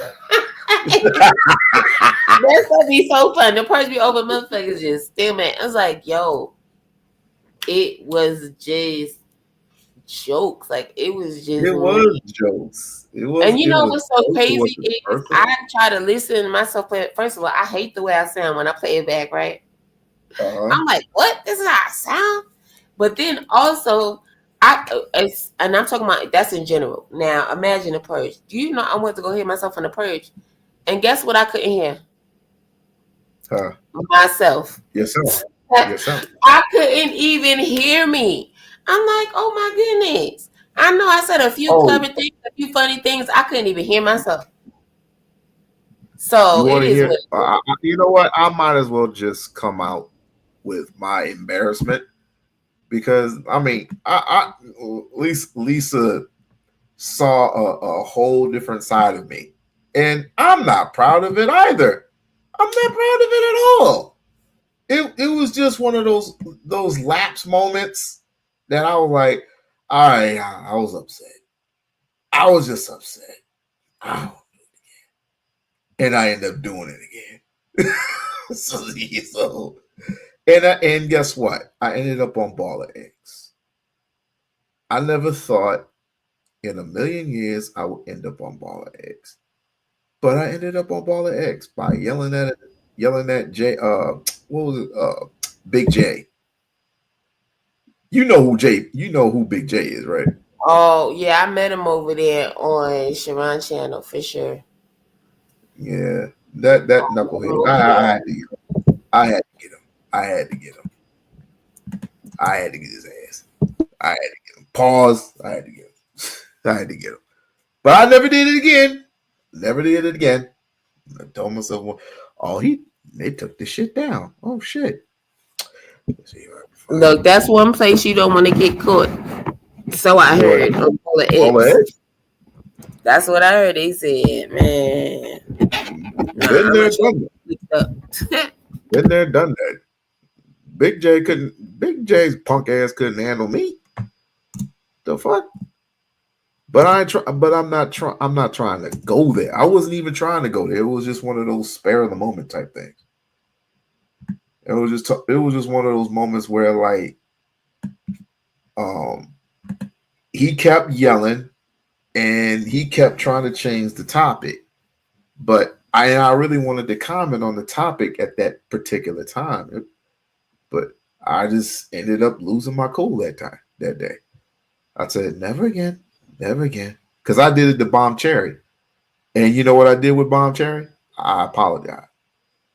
I apologized to her immediately. And I said, I'm sorry for what I said.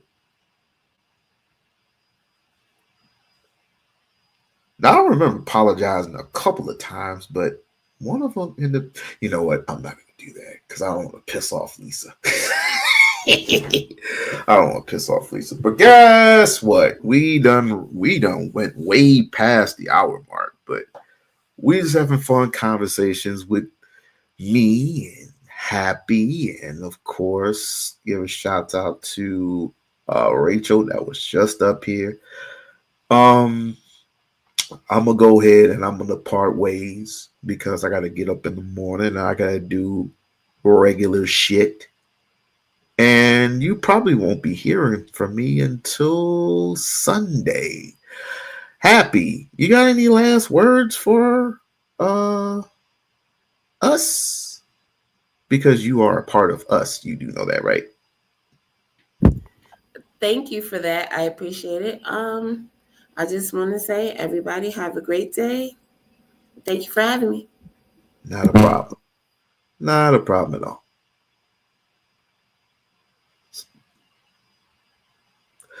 It's one of those moments where you're just going to have to literally listen to people and enjoy the conversation, enjoy the company that comes with these conversations.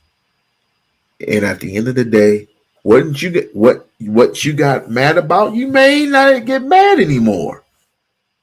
You may not get mad anymore, but some Negroes just like to stay on topic. But I am still seriously considering not even entertaining this FBA cult shit anymore. I'm seriously not entertaining FBA cult shit, and I'm definitely not entertaining Charleston White anymore. This Negro has to go. And I'm not saying go around and Uzi him to death. I'm not saying that. I don't condone violence like that. But if a nigga gets smacked upside the head, it is kind of funny.